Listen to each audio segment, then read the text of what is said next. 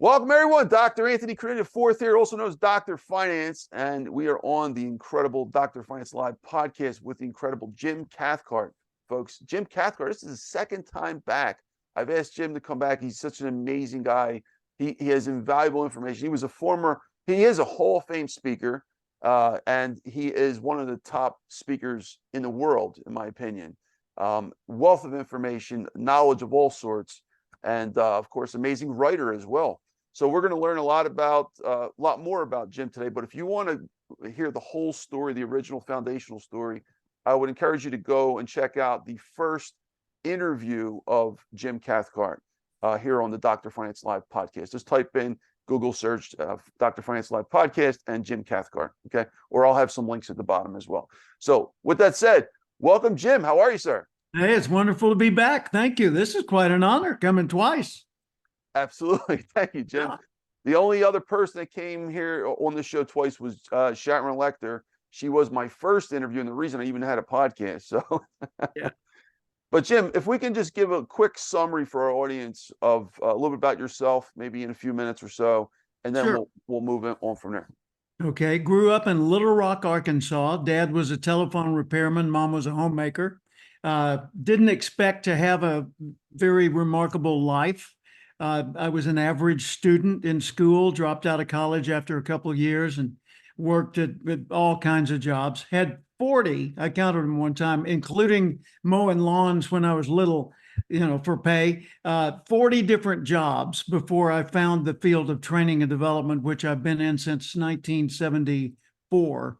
And what turned the trick for me was one day I was working at a government agency as a clerk, and I heard Earl Nightingale on the radio, the Dean of Personal Motivation.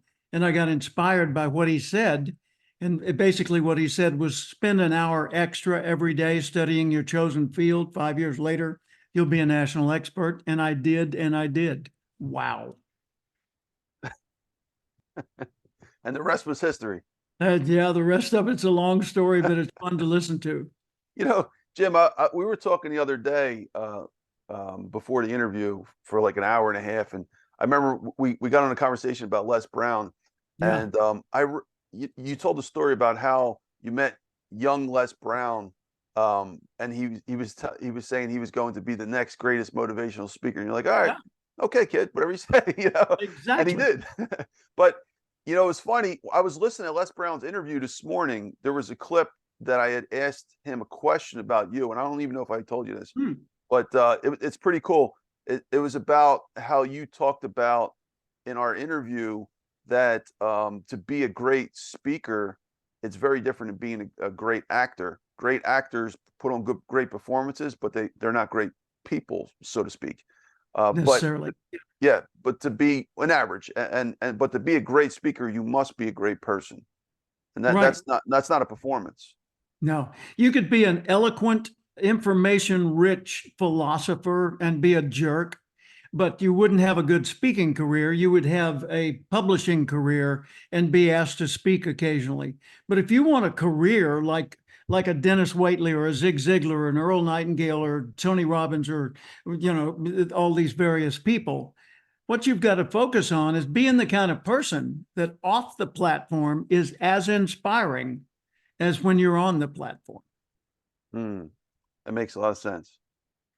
So, there's a whole system to becoming great, and you have successful in the world of successful, and being a great person. And a lot of the things that you've learned, your career path has been studying the science of success, Napoleon Hill's law of success and many of the lineage that built from there, as well as the experiential form of that, which is living the life that like you've done. So if you want to tell us maybe one or two unique stories to add about your life that maybe you haven't told on the other episode before. I do have some more new questions I'd like to ask as well. But certainly. Well, when I was starting out as a speaker, I wanted to grow up to be Earl Nightingale because he was the big deal of the day. He was the Oprah Winfrey on TV or the Tony Robbins on the motivational stages. He was that guy, right? The big inspiring guy. And I heard him on the radio, got inspired by, bought his audio cassettes, which dates the heck out of me, and listened to those fanatically for about 5 years. And during that time, I didn't know if I was going to make it, but I knew I wasn't going to give up. And people say, well, how did you realize you would ultimately succeed?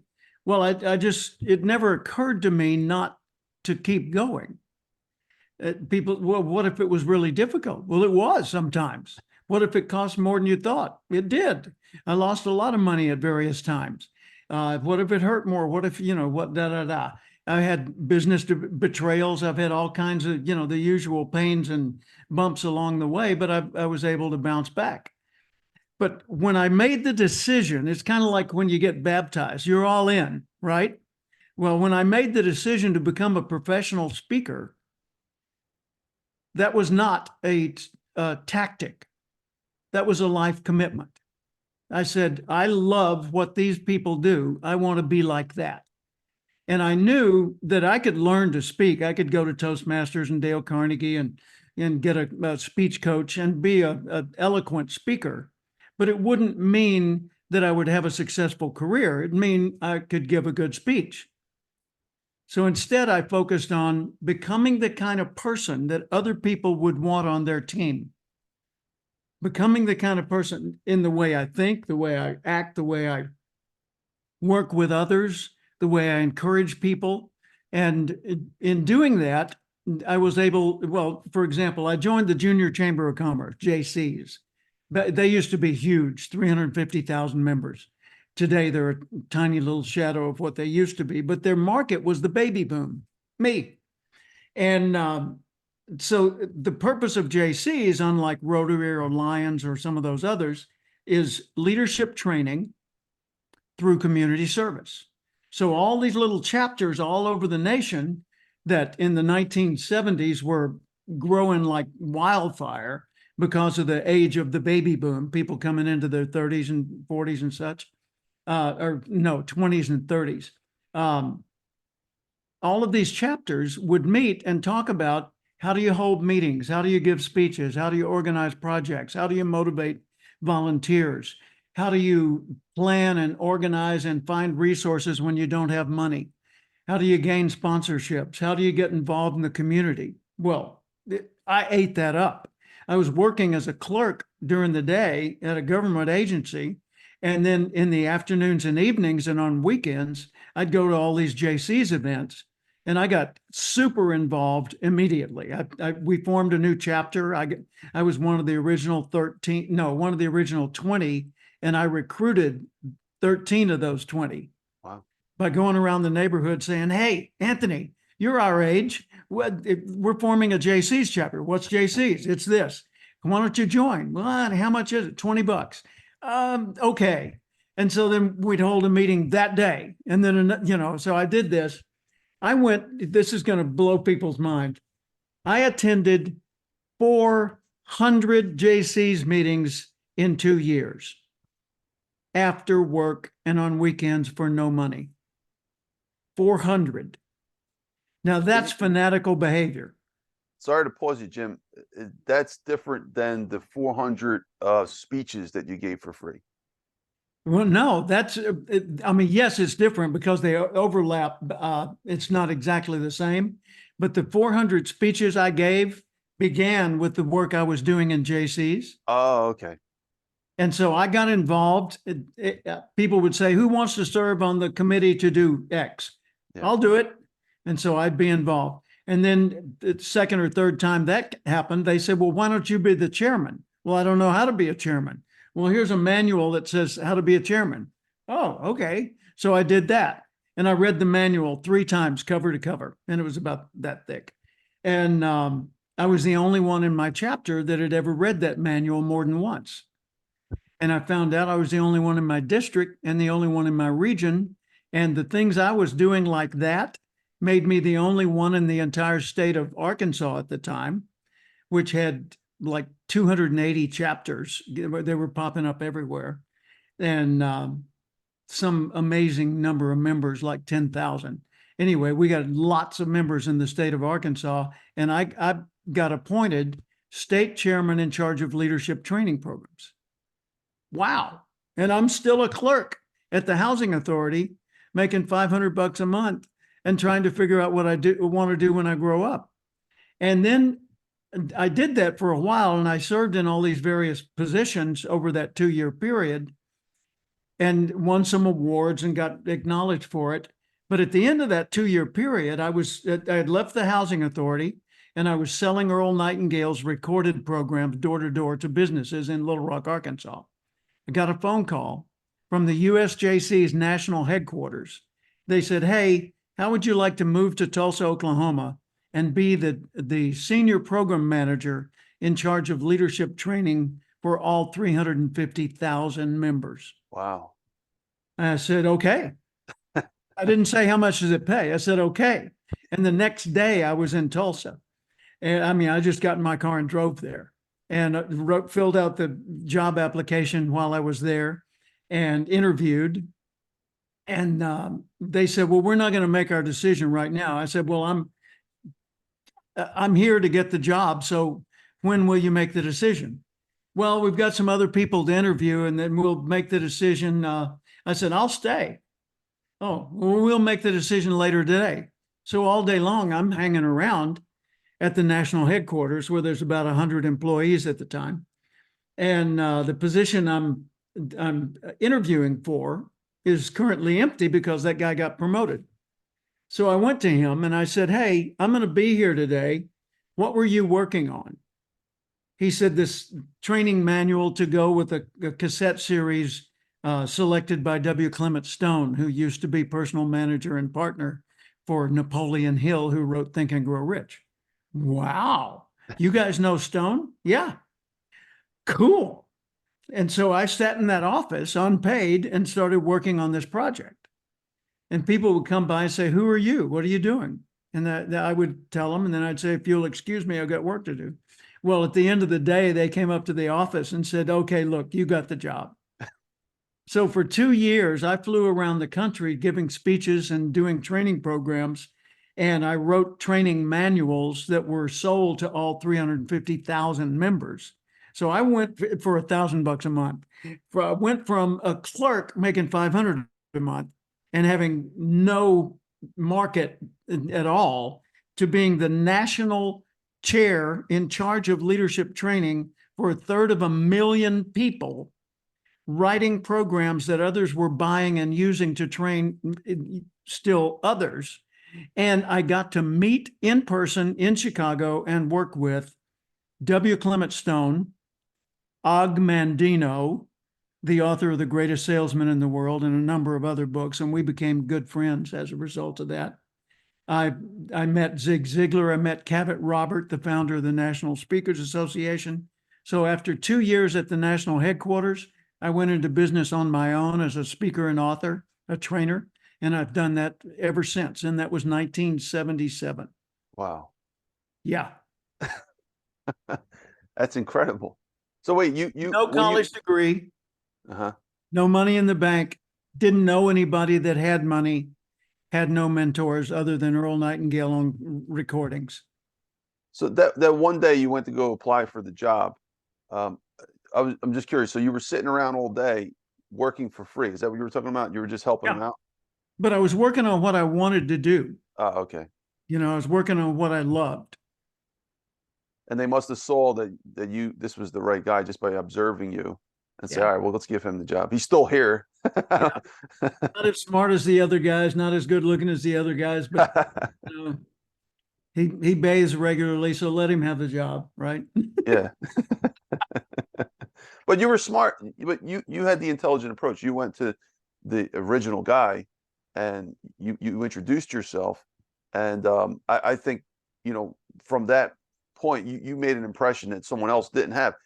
In order for them to pick, I had a conversation, one of our former guests on here, we talked about hiring people and stuff like that. And he's one of the biggest sports recruiters out there in the industry. And he said, like, if you don't meet the person, that generally your resume 99% of the time goes into the trash. Yeah. So like having that connection, the face to face, will increase your probability almost to the point of 100%. Oh, easily. Just by Yeah. knowing the person. It gives you an enormous edge. And interestingly, the guy who hired me, his name's Al Simonson. Yeah. He was the executive VP or executive director, whatever they called it at the time. And he had better part of 100 employees. So he'd done a lot of interviews. He thought I was too much. He thought I was kind of over the top, way too enthusiastic. But when he sat and talked with some other people, particularly Don Varnador, the guy who had called me, they realized this was the real deal, that I really was that dedicated, committed to doing this work, and I was going to do it whether I got that job or not. And so they were able to give me both a platform to do what I loved and to give me a vehicle for expressing what I brought to the table through the USJCs. Yeah, and sometimes people like that, and I don't know if this is the case for him, but they usually see a guy like you coming out the box, and they know that if you are the real deal, you're going to be raising the bar for everyone else. That means him. He's going to have to do more work. So yeah. It's intimidating. I had to teach my boss how to manage me. Seriously, he was not skilled at managing people. And I got a book called How to Manage Your Boss.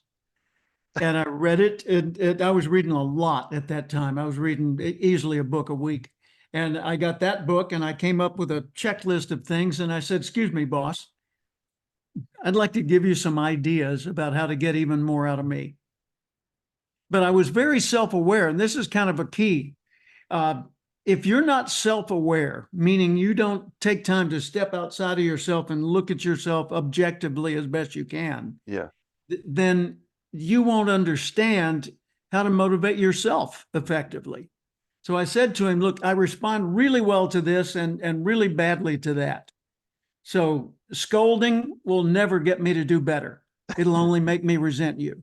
Right. Quiet reprimands where other people aren't watching, knock yourself out. But always do it with the idea that we're going toward making it better, not trying to punish me for making the wrong choice. Makes sense.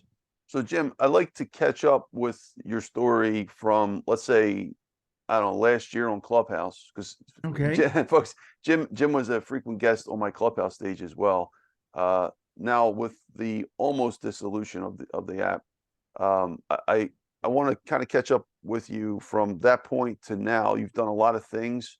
We're going to get to your book in a little bit. Other than your book, your actual story, like what have you been up to for the past like year or so? If you want to tell us a little about that. At the beginning of COVID, I knew that keynote speaking was temporarily dead because they weren't holding conventions, and that had gone away, and that was a hard hit. I lost like $250,000 worth of booked business at the beginning of COVID overnight, just kaboom, done. And so I thought, what can I do? How can I help the world, whether I make money at it or not? Well, what do I do well? I know how to teach people ground level leadership, like I did in the JCs. I can show people with no experience, no resources, no training, how to organize a group of people and get things done. So that's what I'm going to do. So I formed an organization called the 101, which is Highway 101 in California, where I lived at the time, 101 Leaders Alliance, and I started doing that. Then I shifted my speaking business to mentorship. And I started mentoring other people who were entrepreneurs or subject experts, and they wanted to get known for their expertise and build their brand in the marketplace as a speaker and author, an expert of some sort. And so I've been doing what I call, and I've got the trademark on this, Going Pro, the Going Pro Experts Academy. And I do mentorship mostly by Zoom calls. And then that's done over a 3-month period. And then we get together for a mastermind event.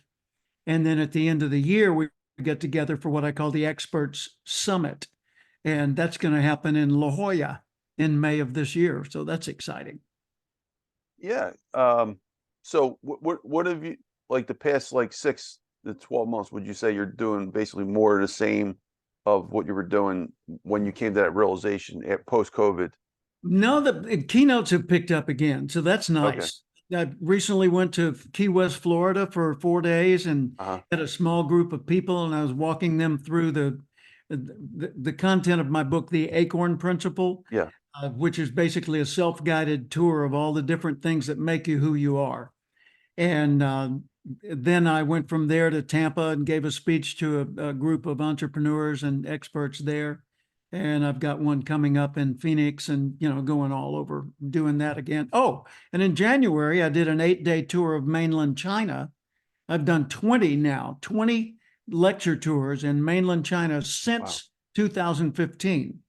And I've been to 25 major cities and spoken to usually 1,000 to 3,000 people in the audience, and 5.5 hours of platform time every day through an interpreter.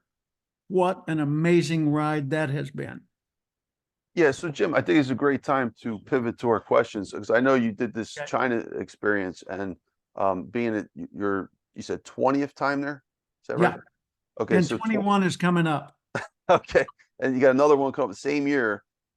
You have a lot of experience with going to China, and you've been all over China. It's a place that's very difficult to visit these days with all the Yeah. economic situation. Um, if you'd like, if you can you tell us a little about your experience in China, and also my specific question was what new lessons have you learned about China in your recent visit? Maybe something new, and we don't talk politics, but like Oh, I just like understand. Yeah, observing the way the Chinese run, their you bet. um, their economy and their Well, city. I had the honor of getting a compliment this year from my translator that is, I consider the highest compliment a translator can give to an outsider. She said, Jim, I have been the translator for many of the top speakers in the world. You are more Chinese than any of them. I said, well, I'm American. She said, yeah, I get it, that you're a patriotic American, but you you respect our culture. You're a student of China. You try constantly to understand us even better. You show respect to us as individuals. You follow our traditions and rituals without complaint.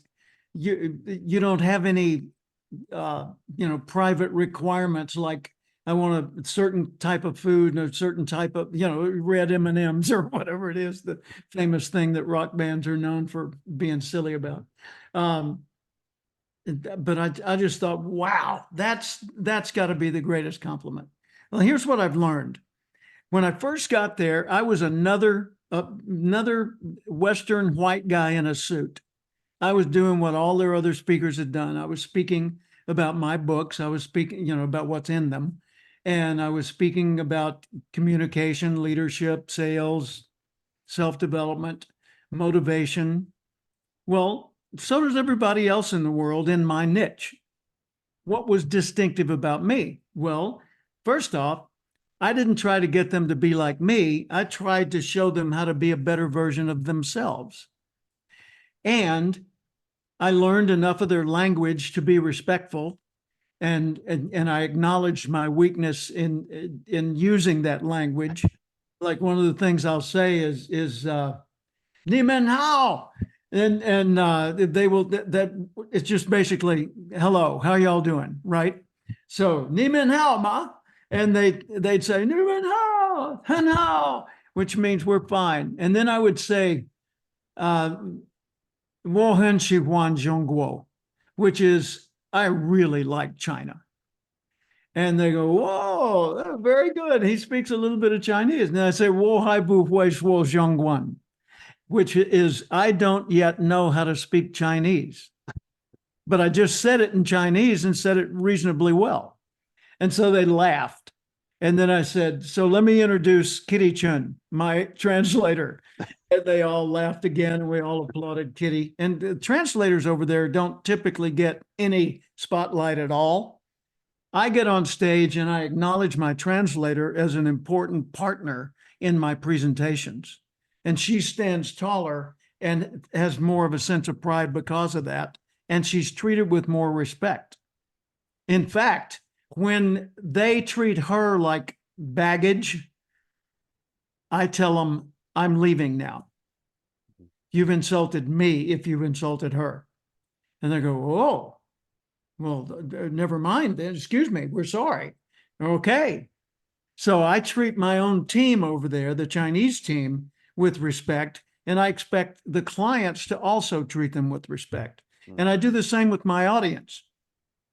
And when I started speaking more about how to live a meaningful and satisfying life, how to be a good person so that your life becomes a reflection of a good person, they really, really took to that. Because if you think about China's history, they're only one generation into urban living. A generation ago, you know, the parents of parents were living on farms. It was a rural agricultural society. Then it industrialized, and now it's gone urban. But the cities are miles and miles and miles of nonstop high-rise apartments. They're like are they empty or are they full? No, they're full. They're empty. It's a beehive. Wow. And I mean, almost literally like a beehive if you helicopter up and look at it. And so everybody expects to fit in and to cooperate and to thrive in that kind of an environment. So the idea of having your own home with a yard, it's mind-boggling to most of them. But they're intelligent people and they're good-hearted people and they mean well. And they're really courteous. They treat guests phenomenally well. So that's what's allowed me to fit in over there and be seen among all these other big name speakers as the one the audience likes the most. How do you even get into China in our current times? Well, the interesting thing, people say, how do I go international? Go international. Like there's such a thing. How do I get somebody in another country to pay me money to go there? Yeah. Well, for me, it happened organically. I was being observed without knowing it over 3 or 4 years, maybe even longer, by Dr. David Chu from China. He had been to America numerous times and attended the national speakers conventions. And in 1989, I was the national president of that group, and I've been a leadership level member of that group since 1976. Wow. 48 years. Whew, that takes my breath away. Anyway, I didn't know he was observing me, but one day he came to me, 2015. He said, Jim, I only manage 10 speakers, and they're some of the biggest names in the world. You know, Mark Victor Hansen, Brian Tracy, Tom Hopkins, John Gray, Men Are From Mars, Women Are From Venus, Jay Abraham, Bob Proctor, etc. And he said, I have an opening. One of my speakers has retired, and I want my next one to be you. He said, to be fair, it was going to be either Zig Ziglar or you, and Zig doesn't want to do international travel anymore. And I said, well, that's pretty heavy company. I don't know if I'm qualified. He said, I do. I know. I said, okay. And so I went over there, and his belief in me was bigger than my belief in me. Now, I was in my 60s, late 60s at the time. When was this, Jim? 2015. Wow. It was 9 years ago, you know, so I'm 77 now. So Mhm. I was like 68 or something like that at the time. And you'd think all the things I've done, you know, I've written 26 books. I've got all, you know, the big TED Talk with 2.7 million views and president of everything and all these awards. You'd think, Jim, dude, you know, you're on top of it. Well, yeah, but I didn't think as big of me as he thought. And so he's presenting me over there like this world-changing, phenomenal being. And I had to try my best to live up to that without being pretentious. And so I said, I am going to be the best I can be in every moment of my involvement over there. And I tried to be inspiring and supportive and agreeable in the cars when we're driving for hours to go to an engagement, in the hallways between gigs, when we're on tours seeing local sites, and when we're sitting at dinner with nothing particular on the agenda. I just tried to fit in and be the kind of resource they wanted me to be. And at first, David said to me, Jim, when you come into the room, you run. There all these people applauding and cheering, the big name speaker just came in. And instead of kind of marching along and being important and staying aloof, you're engaging with people, you're high-fiving people, you get up on the stage and you look into the camera and joke around with the cameraman, and you're dancing to the rock and roll music that's playing over the loudspeakers. I think you should be more speaker-like. I said, no, that's not me. This is me.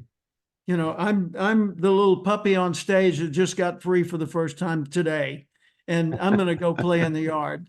And that's the value I bring to the program. So if that's not what you're looking for, then we're done. He said, no, we'll see. And of course, he said, more.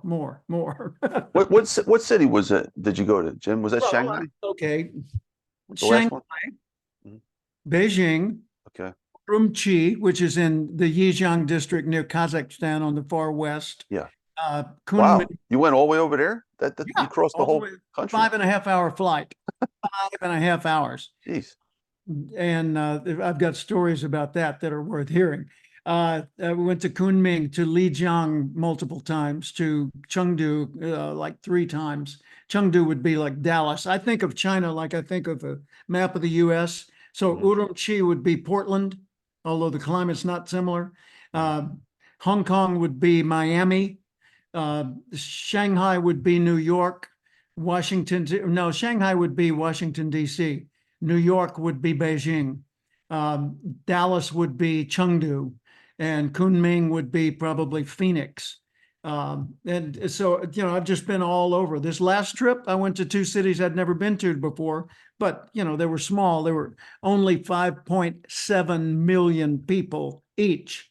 One of them was Nanyang, and the other one was Changzhou. So I've been all over China. What do you think of the Chinese food there? Because when I went to China, it's a while now, but I remember that the first thing that I thought was immediately noticeable was that the Chinese food in China is so much better on a scale that you can't even present to the Chinese food in America. I mean, like, there was food that I'd never seen before, like hundreds of different types of food items. Vegetables, there'll be vegetables you'd never heard of. And of course, it's all seated in a big lazy Susan, rotating centerpiece table whenever I go to these VIP dinners and such. And they keep bringing food abundantly until it's almost laughable. There's so much food, but they're bringing it around, and you're expected to just take whatever's interesting whenever it comes in front of you. And it's interesting when they fill up a glass. This is how they fill up a glass. This is coffee, of course. But they will put this much in your glass, and you start to drink, and then they come back around and refill it like 11, 12, 13 times during the meal. Wow. If they're serving wine, that's a serving of wine. And they'll come back. Not to waste it, right? Not so much. It's like the tea ceremonies. Little teacups, little tiny teacups that you see with hot. Well, that's a tradition. It's part of the culture. It's almost like us going down to the burger stand, and getting the burger and fries and sitting on the picnic table outside and telling stories while we drink a Coke. Yeah. For them, it's sitting around a teapot and having tea and talking. And the person who's the host is constantly refilling these little teacups. And that's an important ritual that's part of their culture. Ah. So if you don't cooperate with that, you are definitely behaving like an outsider. Hmm. So anyway, all these foods, I've come to really enjoy it. I know that I'm going to get some foods I've never seen before that turn out not to be particularly fun, but I'm okay What, with. like stinky tofu? Yeah, yeah. Well, one time I was having chicken soup and I got a spoonful and there's a claw, a chicken foot in the chicken soup, which Yeah. for them is ordinary. Over here, we think, oh my God, how could you do that? Well, later on, like 2 years later, we went to a night market, which is a big, like a flea market. And I'm walking around with a chicken foot on a stick, eating it.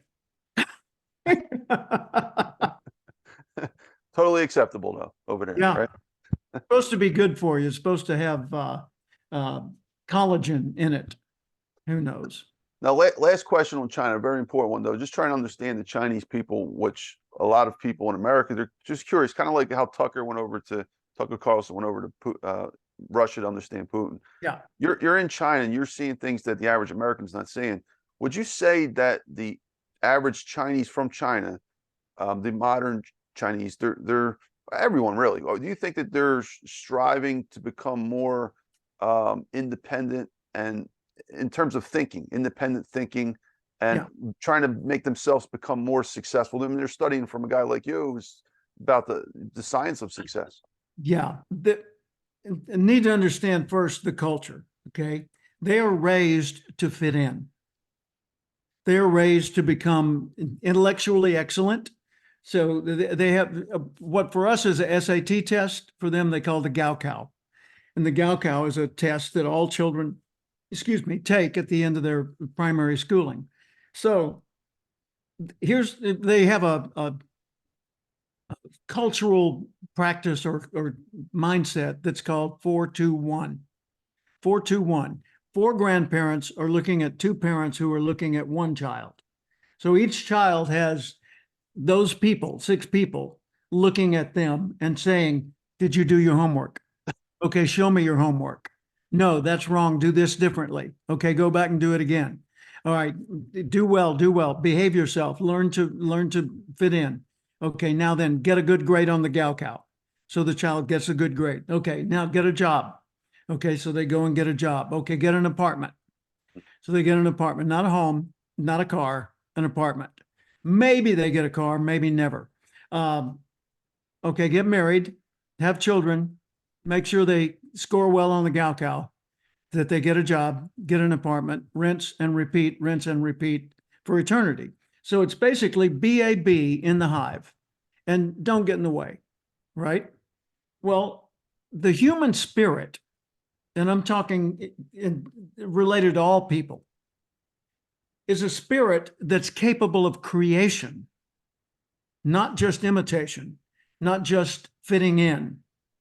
So we are, like in the biblical sense, it says we're made in the image of our Creator. Well, that means it means to me, we are creators. We're given the ability to combine things and configure things differently than they've ever been done before and create new effects. Okay, so if our spirit is designed to be free and we live in a culture where we're not allowed to be free, then we've got an unsatisfied spiritual, I guess. I don't mean that in a religious sense. Need. We've got a need that's not getting expressed or addressed.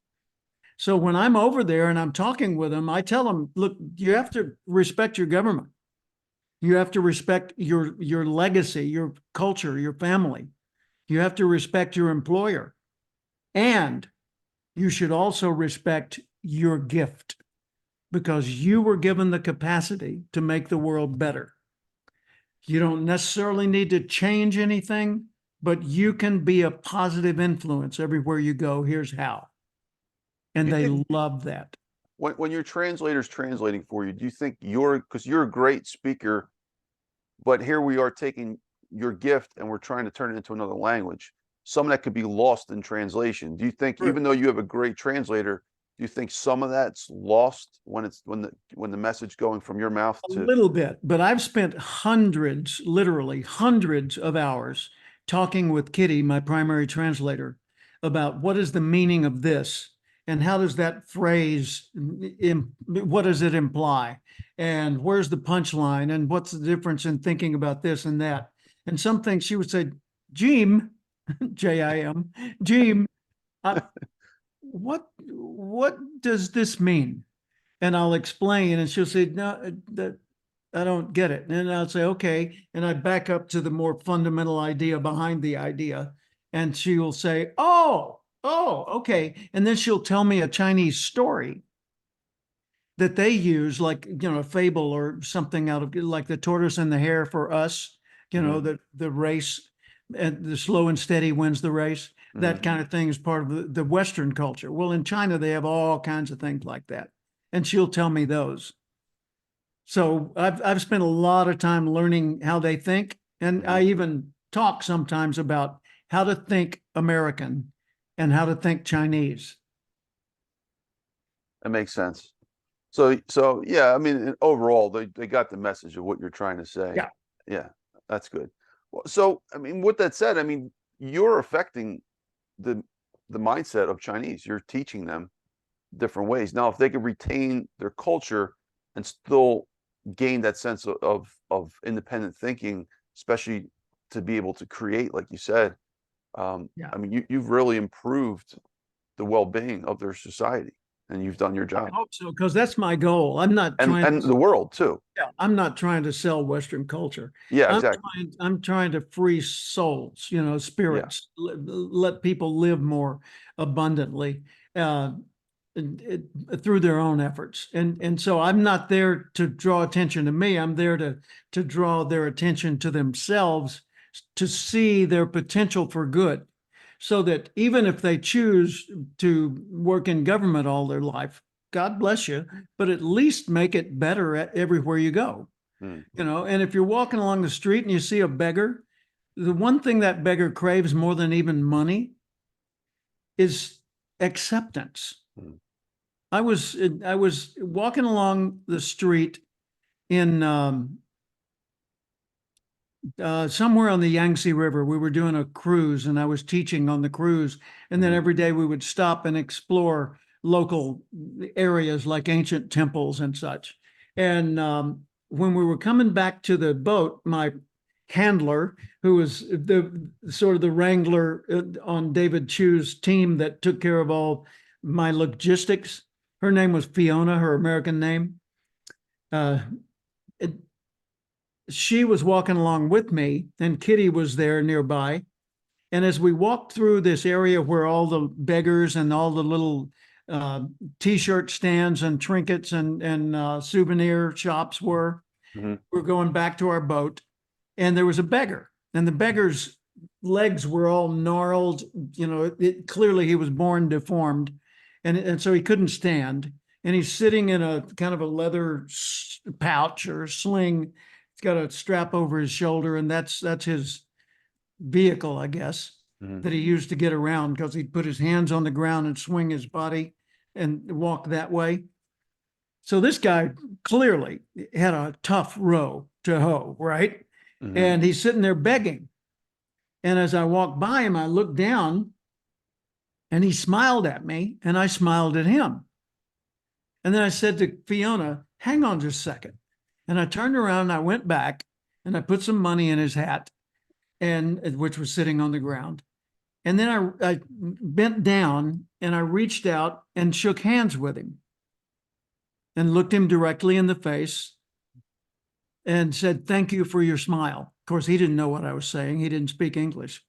And we just had a little moment together, and then I walked on. So the next day I'm telling that story to an audience, and all of a sudden the audience gasped. And I said, what? And I looked at Fiona, who was handling the audiovisual, and she said, look behind you at the screen. She had taken a picture of me shaking hands with the beggar. And the audience was stunned that teacher, the great master, would stoop to touch the unclean person. And I was shocked that there was a photo of it and thankful that she did that. And I turned back to them and I said, wait a minute.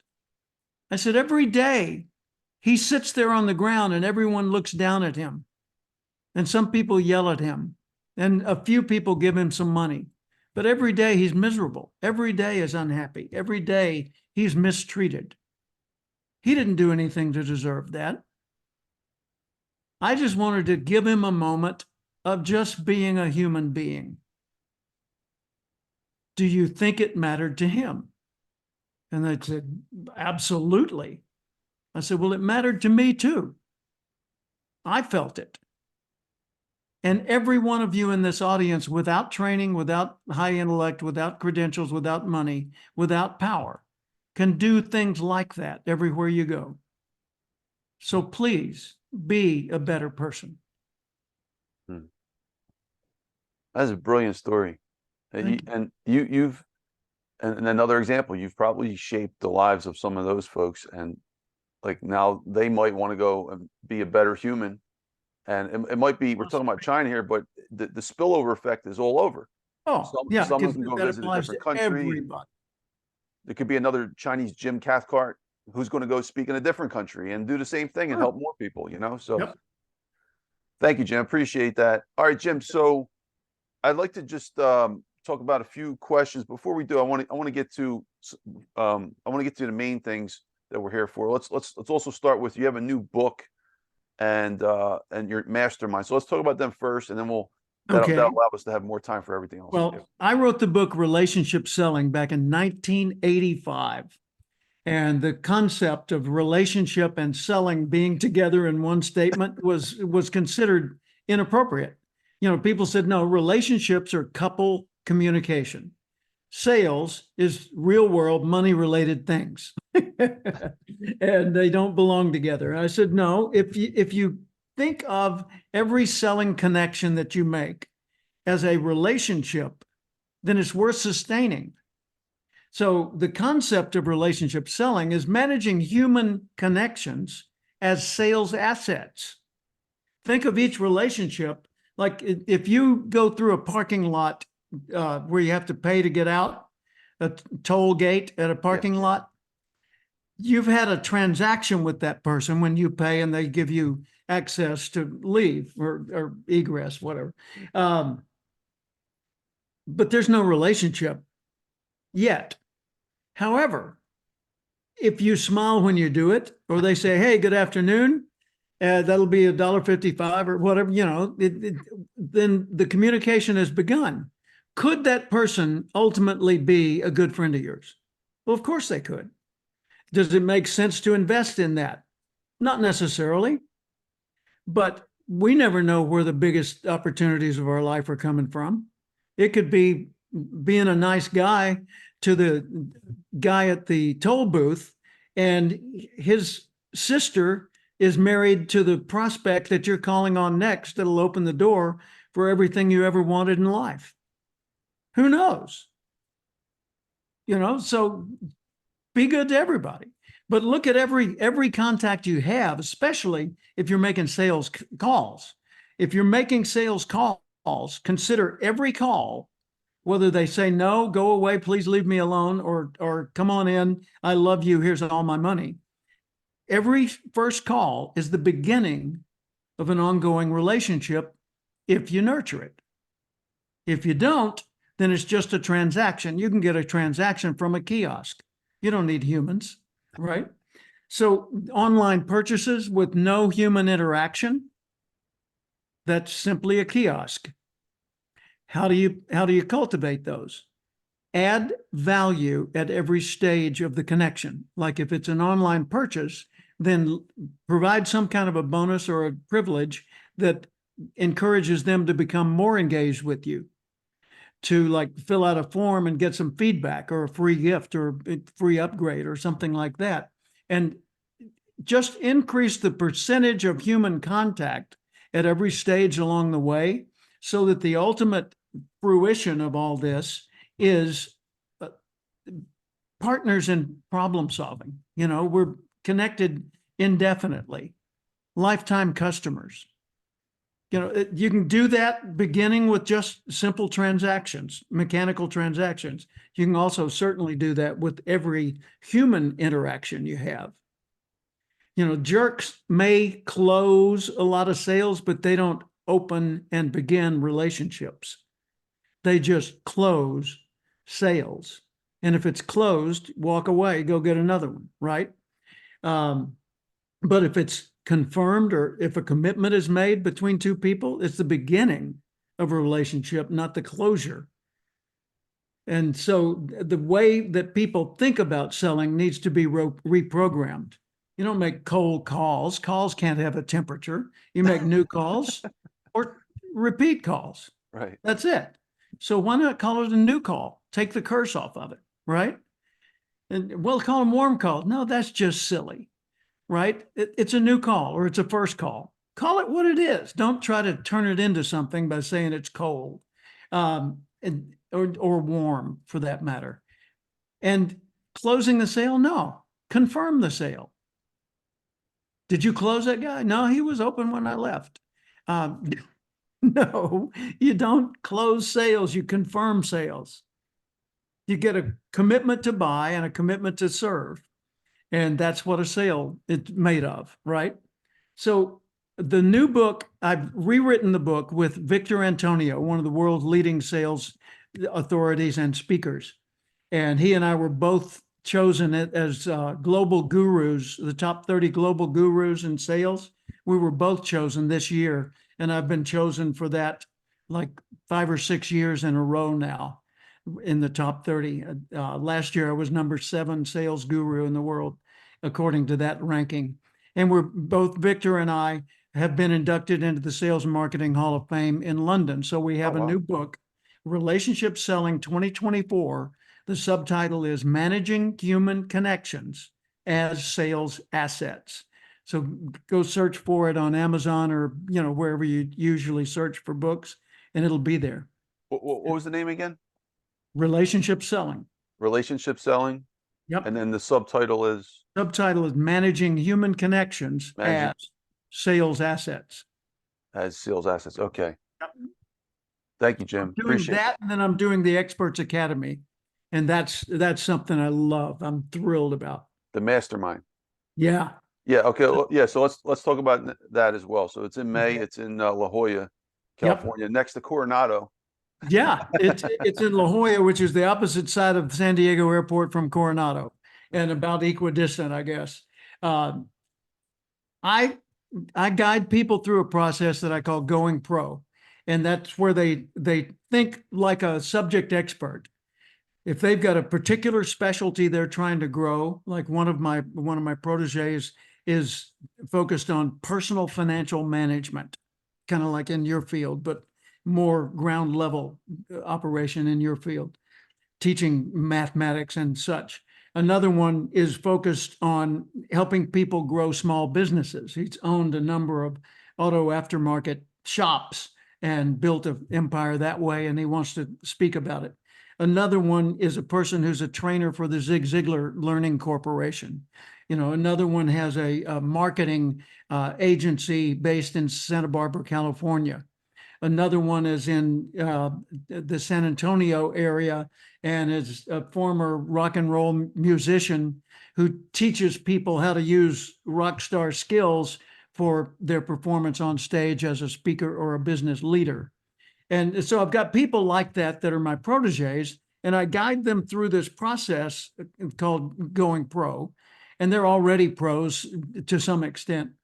And at the end of this process, which is done through weekly Zoom calls, we get together for the Experts Academy Summit. And the summit is going to be in La Jolla, California. And this is something other people can come to.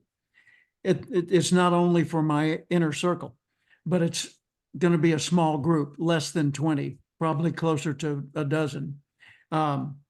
And I'm going to bring in people like yourself, people who are subject experts, thought leaders in their field. And we're going to spend 3.5 days together in La Jolla in a big, beautiful private home on the coast that I rented out there. and take these people to the next level of their own careers. And at the end of the summit on this May the 7th, it goes 5, 6, 7, 8, Cinco de Mayo, May the 5th is arrival day, and then 6th, 7th, and 8th. And on the night of the 7th is the Experts Awards dinner. And I'll be giving out the certified professional expert medallions and presenting people with their certificate if they have qualified to receive that. And this is the one that I presented to Dr. Nito Kubain, the president of High Point University. That's something that people can just send me an email or give me a call, and I'll be happy to tell them the details about it, because they can enroll and attend and be with these winners, assuming they fit the profile. Is So this if your you're an first time expert you've done? business owner. Sorry to interrupt you, Jim. Is this your first time you've done a summit like this before? It is. Well, I've done it, but when you say like this, no, I've done many, but Yeah. this is the first time I've done this particular one, the Experts Academy Summit. Yeah. So these will be all, these will be new awards, like never given before. These are Right. brand new. I've given 8 of these awards to a group I call the Great 8. And that includes Dr. David Chu, my agent from China. Wow. Nito Kubain, Patricia Fripp, Tony Alessandro, Dr. Ivan Meisner, Don Hudson, Alan Pease from Australia. I think that's 8. Oh, and Joe Willard. Joe Willard, my personal mentor from years ago, who is a self-made, very successful rancher, lives in Oklahoma. Built his career in finance. Oh, really? Yep. Mass Mutual. Wow. So your mastermind, though, is this your first mastermind that you're doing? No, I No? do one every several months, Oh, but okay. the summit is a kind of a mastermind with steroids, right? So it's got extra features to it. One, killer location right on the coast in La Jolla, California. Yeah. 2, that's where I used to live for 20 years. And so I know people all up and down the coast who I'm going to invite to drop in.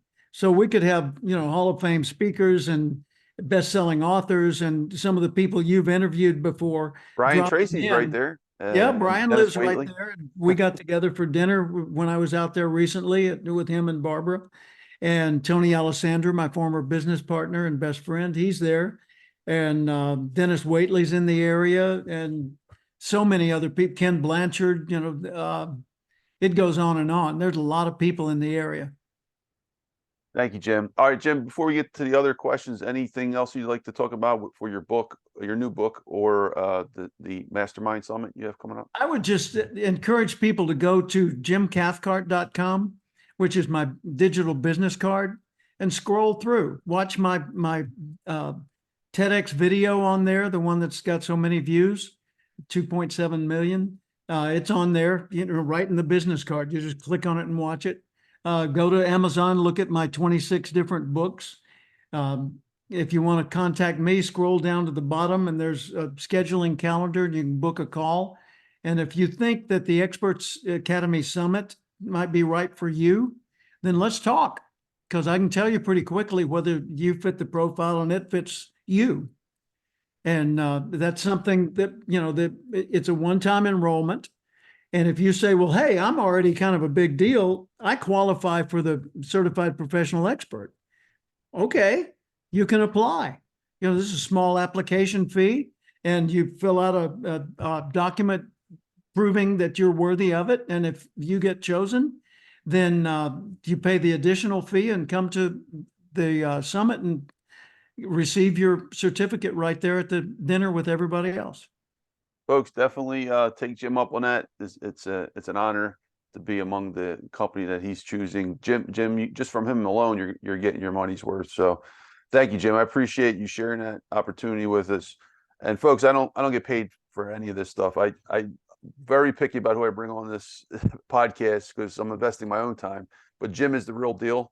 And he asked me, he said, I'll give you an affiliate fee. I don't want anything, folks. Just if you want to check it out, Jim is he's one of the top leaders in the success movement and this learning about speaking. I mean, he's a Hall of Fame speaker. There's only about 150 of them or so that are still alive out of 300, which include the former president Ronald Reagan and Colonel Powell. So, with that said, Jim, next question I have, I just want to step back to your story a little bit. So you grew up in, I believe, Oklahoma. Was that Little right? Rock, Arkansas. I lived I'm in sorry, Little Rock. Oklahoma briefly. Yeah. Yeah, but you spent a lot of time in several places, including La Jolla, as you mentioned, for 20 years. But Mhm. right now you're living in Texas, and you've spent a lot of time in Texas. Yep. Texas is a very unique state, and I haven't spent much time there. And I actually have a trip coming up to Texas. So maybe if you want to share to the audience, what's it like living in a Lone Star State? Well, let me think about that. I I like it. It looks good on you. got three cowboy hats. And when I moved here, I didn't bring California with me. I moved here to be a Texan. And so I started checking off all the things that Texans do or know. And I wanted to totally immerse myself in this culture. So, I already had a pair of cowboy boots, but now I got three. And so you got the hat, the buckle, and the boots. Do you have any cattle? No, but I have good friends who raise cattle and show them at livestock shows. And I've been to ranches and stayed on ranches with friends who live here. And I've been to the rodeo, and I've been to the bull riding, and I've been to the state capitol, and I've done work with the governor's office on the Texas Small Business Festival. I was the keynote speaker of that a few years ago. I've been to the motorcycle races and the car races and the state fair and name it. I've inner tubed down the San Marcos River for 3 hours with friends. I've been to the Alamo. I when I was in the Army, I served at Fort Sam Houston in Wow. San Antonio and was trained as a combat medic and hospital corpsman, and then later became an officer in the infantry and in the training part. I have done so many Texas things, and I've performed. I play guitar and sing professionally, and as you know, I've done a lot of that. And I wrote a song about barbecue that has been so popular here in Texas. I performed it at a lot of the classic places like the Broken Spoke, which is George Strait's favorite honky tonk, and many of the other places around the area. What's your favorite city, though? My Austin? favorite city, I really like Austin. Austin's got a liberal subculture that doesn't fit the Texas profile, but that's not the part that I identify with. I identify with the kind of folks that would either ride or own horses, and go to a rodeo event or something like that. I was, by the way, just day before yesterday and the day before that, I was at South by Southwest, which is the big intellectual and entertainment gathering and music gathering here. And then there's Austin City Limits, and so lots of things like that. But here's the thing. Reason I rambled a little bit is I went to church 3 months ago, and some friends of mine there who are well-connected, longtime Texans said, "Hey, we have something for you." I said, "Okay." And they handed me this white box, and it has on the surface an embossed Texas logo, or well, not logo, state seal, and it says Texas House of Representatives. You can't see it, it's just embossed. Okay. And in this was the Texas flag that had flown over the capital of the state of Texas, and a certificate that's on the wall over there declaring the House of Representatives of the state of Texas declared me a true Texan. Wow. How come we don't have that stuff in like Pennsylvania? I mean, I know Yeah. I'm from Philly, which is like an alien city compared to the rest of Pennsylvania. It's like two different worlds, but still part of Pennsylvania. We don't have flags or even like your You state, should Arkansas. definitely do that. You should initiate, because that would be cool. Going to Yeah. Philly, you got everything from, Ben Franklin to Rocky. to the Martin Guitar Factory Right. up the road in Nazareth, and all the other wonderful elements of Philadelphia. Heck, that would be a good little ritual to begin. Yeah. Well, we have Betsy Ross's house, who Yeah. shows you how the American flag was made right here in the city. Betsy Ross, the woman that plays Betsy Ross, um, was married to Ralph Archbold. Ralph Archbold was the Ben Franklin character that was the best known, most celebrated Ben Franklin character in Philadelphia. He was a dear friend of mine, a colleague through the National Speakers Association. I knew him before he moved to Philadelphia. He grew up loving Ben Franklin, decided he wanted to live his life not just portraying as an actor Ben Franklin, but embodying Ben Franklin. Wow. And so he had the most authentic outfit, the most deep knowledge of history and understanding of the persona of Ben Franklin. And he's the one who is featured in, you go to Jim's Philly Subs, you know, and up on the wall, there's a picture of Ben Franklin. That's him. In the taxi cabs on the back of the seat when you arrive in Philly. What's his name? That's him. His name was Ralph Archbold, Archbold. He's passed away recently. But Ralph took me and my son, along with his wife, who plays Betsy Ross. Her name's Linda. In character, they put on their full outfit and took us to City Tavern. And we sat at Ben's favorite table and had Ben's favorite. That's where I think I know him before. I think I've seen him at the City Tavern. Yeah, that's the place where you can actually go and eat rabbit, like they have the old-fashioned way 250 years ago. Exactly. And have, if you're a beer drinker, there's like they give you like 6 or 7 samplers of old-fashioned Philadelphia beer. Absolutely. And Ben Franklin, the one I'm talking about, Ralph, and his wife were married at Independence Hall by the mayor of Philadelphia, and they honeymooned in Paris, where they were also celebrated by the mayor of Paris, France. Just like Ben Franklin, because he went over there. Just like Ben Franklin. That's amazing.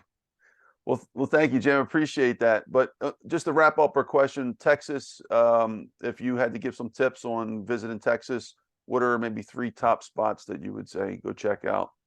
Well, for me, it's the Alamo and the Texas State Fair in Dallas. And in Houston, it'd be NASA, of course. In Galveston, just don't go during spring break. I guarantee you, you will more than difficulty parking. But so many great places in the state of Texas. I'm writing a song called "I'm So Proud of Texas. I Want to Make Texas Proud of Me." And it starts off from the great Red River Valley to the Padre Island shore, from the wetlands east of Houston to New Mexico next door, from San Antonio to Dallas, from San Antonio to Waco, from Lubbock to Big D. I'm so proud of Texas. I want to make Texas proud of me. Wow. I love it. How long have you been here for? Been here for 4 years. 4 years? Yep. Wow. And I bleed Texas now. Yeah, that fast too. Since COVID, that's right. You had moved over. I remember you telling me that. After COVID, we left California because we couldn't even go outdoors or eat at home with family without masks on, according to the government. And so we said enough. Do you think a lot of people were like you, just got sick of it and just moved out? And you know, they love the state. I love the state. I mean, California, if I had my choice, that'd be the place geographically that I would spend the rest of my life. It's just that the way they were running it was so restrictive and so silly in many cases that, you know, the rules didn't make sense, but it was a great symbolic rule. And so they did it anyway, you know, and just enough. Let's go have some barbecue. I agree. Thank you, Jim. Appreciate you. All right, Jim. So moving on to the next question. So the next questions that I have for you today, which are very unique, they're more specific on kind of our modern times, trying to adapt to this new world. 4 years ago was COVID. Here we are, 4 years later. I just think like there's still there's people are still trying to figure out what happened 4 years ago, let alone face the Yeah. uncertainty. I have a sense that people are like very anxious these days. They're on ease. Like they're not comfortable with where we are because there's so much going on that they can't process it. So I want to step back. I want to start with a question about something Les Brown said. So I had asked Les Brown about how to motivate unmotivated people, and he said you can't correct if you don't connect. You can't correct if you don't connect. So he's talking about how to fix certain people and make them better. And he's basically saying you got to get to know them first, right? Yeah. So any thoughts on that? Let's start with certainly was illustrated in China in the stories I was telling. Mm-hmm. You can't motivate or guide if you don't connect first. Yeah. So you agree with that? Yeah. How do you motivate unmotivated people? Item one, nobody is unmotivated. What? No, I have people working with me that are unmotivated. No, you don't. You just don't agree with their motives. See, everybody's got motives. Motive is evidence of life. But the motive may be avoidance. The motive may be to hide. The motive may be to do harm. There are lots of motives. You just want to make sure the ones you are stimulating and accommodating are the right motives. And you want to encourage good motives in people. Right. So why would people not be motivated? Item one, they're afraid. Item two, they're confused. And a confused mind never asserts initiative. So if they're afraid, well, and the same thing's true if you think about it in a simple sales call. You make a call on a stranger. Item one, they're afraid. Item two, they're unsure about whatever it is you're going to talk about. So those are your two obstacles. I never thought about that before in that way. Mm-hmm. But number one is don't be a threat. Look like good news. How should I dress? Dress in a way, don't dress to express yourself, dress to connect with people. Dress in the way they would expect you to dress. If you're an accountant calling on farmers, don't dress like a farmer. They'll wonder, what is up with you? Dress like an accountant who calls on farmers. Right. Well, what's that? Is it a three-piece suit? No, that's for an urban environment. Wear a polo shirt and maybe a sport coat, maybe not, but dress nicely. You know, don't wear faded jeans and a jacket trying to look cool. Look credible, for heaven's sakes. So item one is reduce the fear of people. How do you reduce the fear of people? Don't push. You know, I've done this on stage many times. I'll say, I need a volunteer, come here. And someone will step up on stage and I'll say, okay, put your hands up like this. And they do. And I put my hands against theirs and I start to push and they brace themselves. And I say, okay, stop. Why did you brace yourself? Because you were pushing. Well, did I ask you to brace yourself? No. All I asked you to do was put your hands up. But when I started to push, you started to resist.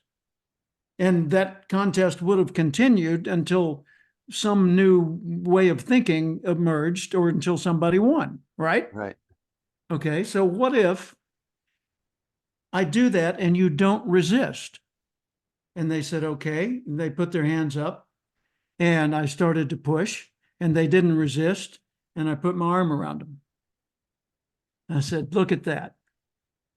I wasn't an adversary. You realized I wasn't an adversary and we ended up side by side. Same thing's true psychologically, not just physically. So when you're walking down the street, well, when I was out jogging the other day and on the sidewalk, I saw some people up ahead. And since COVID, people have been afraid to even stand near each other sometimes. Yeah. And you never know how paranoid the person is that's approaching. So I just stepped off of the sidewalk and into the edge by the curb as I was walking toward them. And as they approached, they made eye contact, said hello, you know, and it was okay for me to move back onto the sidewalk at that point. There was no threat felt or perceived.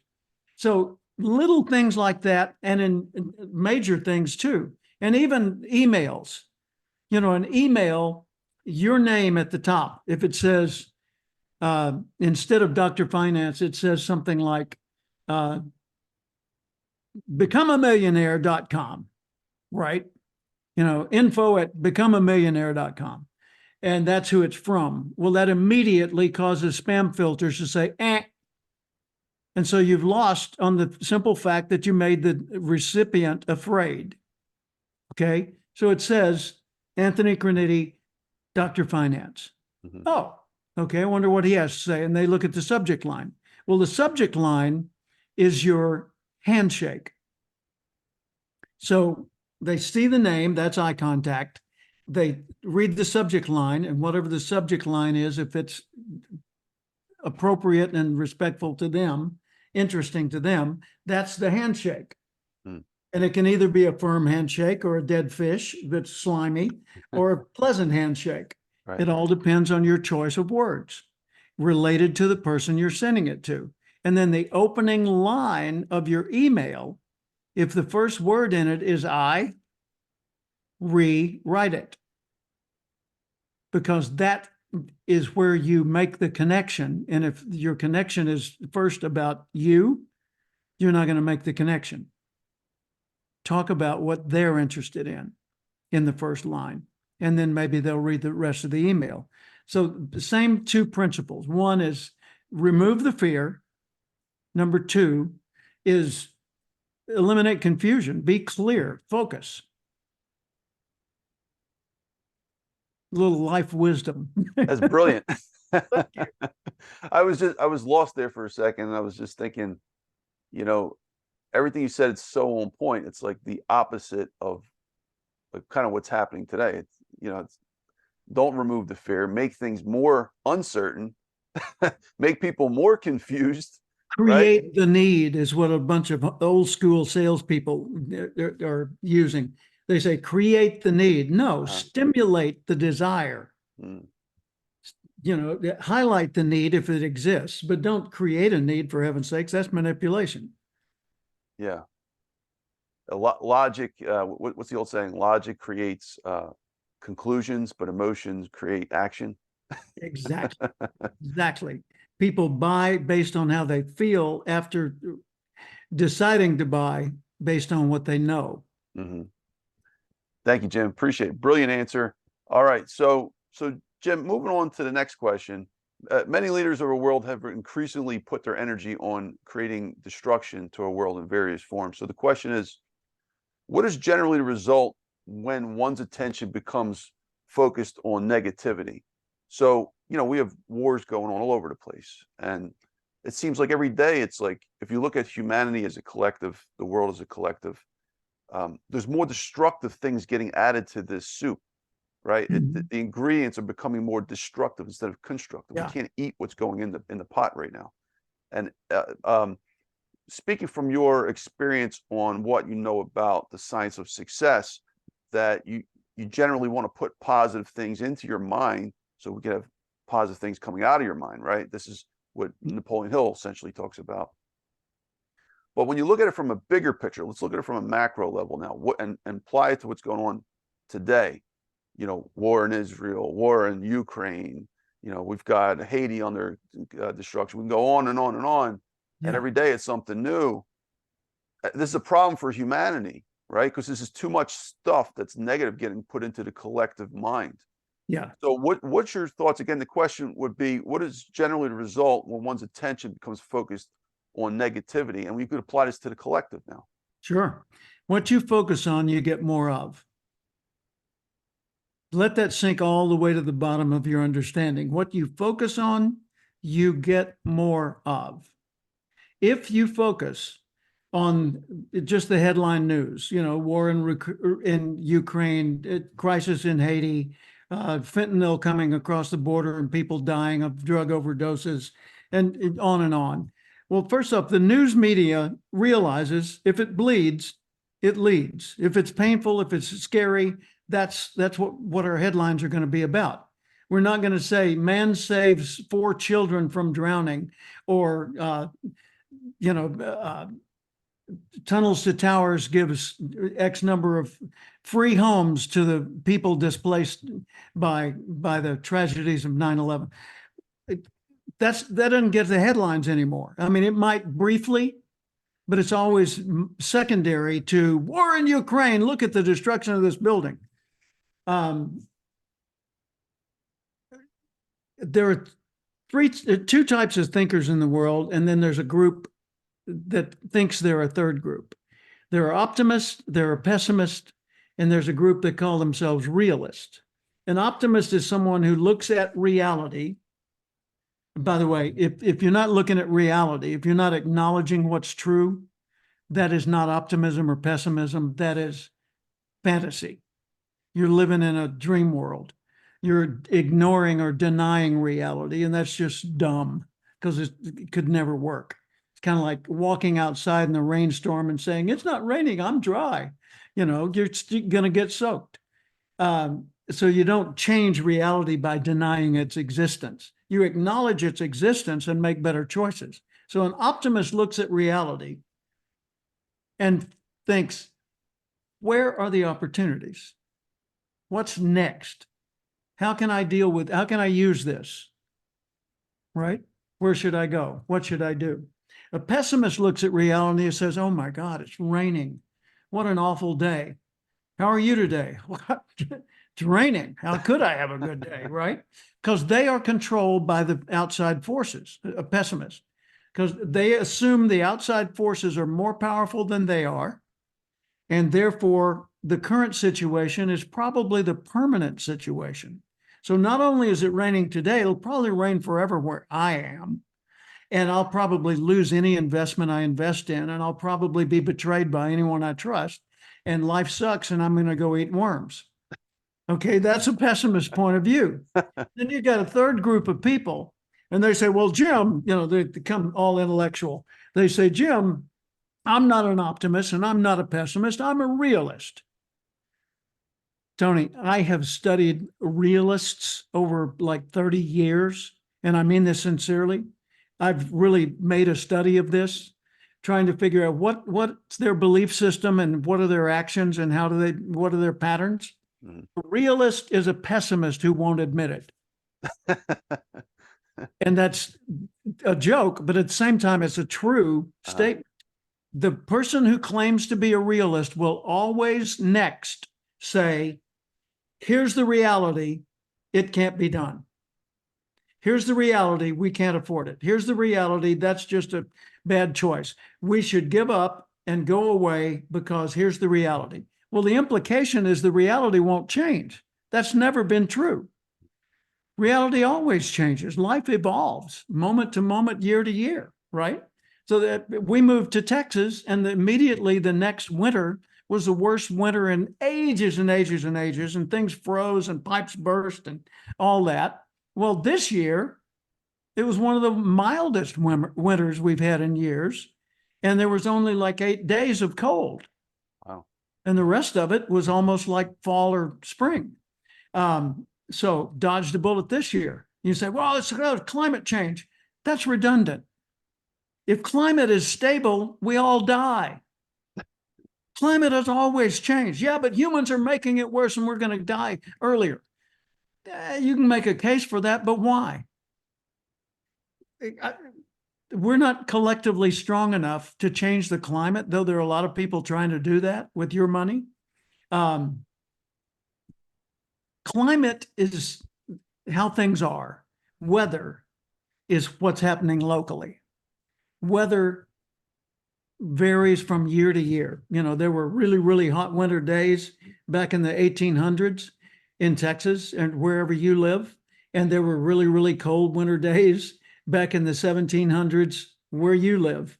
And that will continue to be the case. And maybe the overall patterns over time are evolving, but I've talked with people like Barack Obama's chief climate scientist, who was on his team when he was in the White House. I interviewed the guy on a PBS show that I co-host. I've done studies on the things that I talk about. I'm not just throwing things out, that I read in this morning's news feed. The way to look at life is look at everything as changing and seek the opportunities. The pessimist sees the limitations and stops there. The optimist sees the limitations and seeks the opportunities and keeps going. Be an optimist. I love it. That's brilliant. Thank you. That's brilliant. Thank you, Jim. All right. So, Jim, just as an extension of that, tough question. All right. So this is like the deepest Brace myself. question. All right. So brace yourself. Then I put my head back. Might need your text hat. Okay. All right. So all we talked about, everything that's going on, your insight was very valuable to an individual, specifically, individual by individual. But let's look at the bigger picture, though. From the bigger picture, using your wisdom experience, how do we save this planet right now? I mean, we got a lot of leaders with a lot of power, and really all it takes is the right leaders to just talk and organize things and make people live a happier life, do what you're supposed to originally be doing. Okay. But we don't have that. I mean, we don't have a situation where leaders are talking to each other, and arguably many of our leaders are not fit to be a leader. Correct. Because if they were, then we wouldn't have these problems, and the masses of humanity throughout every country in this world wouldn't be feeling the way they're feeling right now. Exactly. So how do we save this planet? You and I were just regular guys. Well, first off, how arrogant of me to even assume that I might know. But let's just take what limited knowledge I have of the world and apply it and see if I can't offer something useful to think about. I've known people all over the world, literally all over the world. One of my mentor proteges is a motivational trainer and speaker in Egypt. And, others in Australia and China and all over the world. So I've worked with people in virtually every country on earth.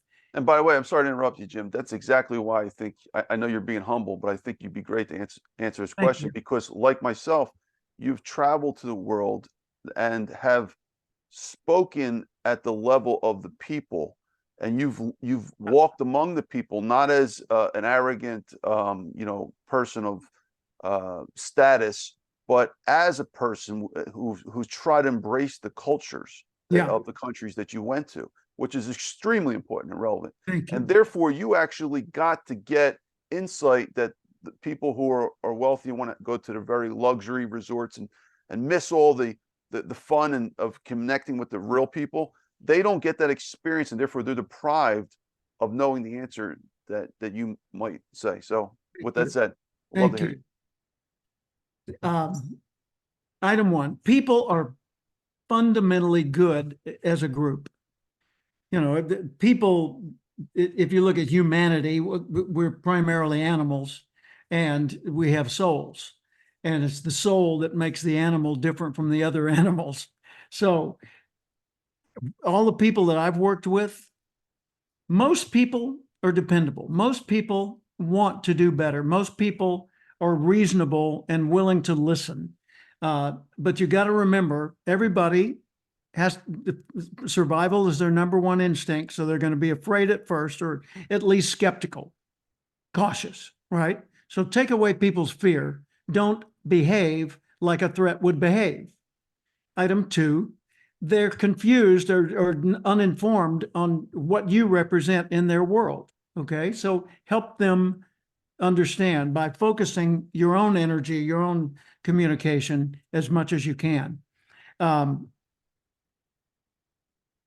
The problem is not the people, the problem is the leaders.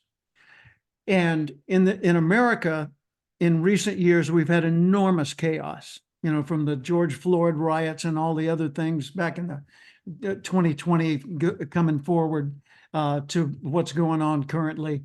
And there's all kinds of, if you pay attention to the news, this is racist and that's sexist and that's homophobic and that's whatever. It's just all these labels. When you don't listen to the news, if you go for an extended period without hearing the news, and you don't make assumptions that those kind of things are the dominant truth. What you experience is days with good weather and days with not so good weather. You experience a very normal life. I mean, I had a guy call me one day. I was mentoring him, and he said, Jim, everybody hates me. Nobody loves me. Everything's going wrong. Nothing's worth even trying anymore. I said, stop. I said, are you near a window? Yeah. I said, okay, look out the window. What do you see? Some buildings and trees. I said, do you see any threats? No, I live in a pretty safe area. Okay. Okay, look around you in the room. Is there anything coming to get you? Well, of course not. I'm at home. So what you're telling me is you're just fine for now.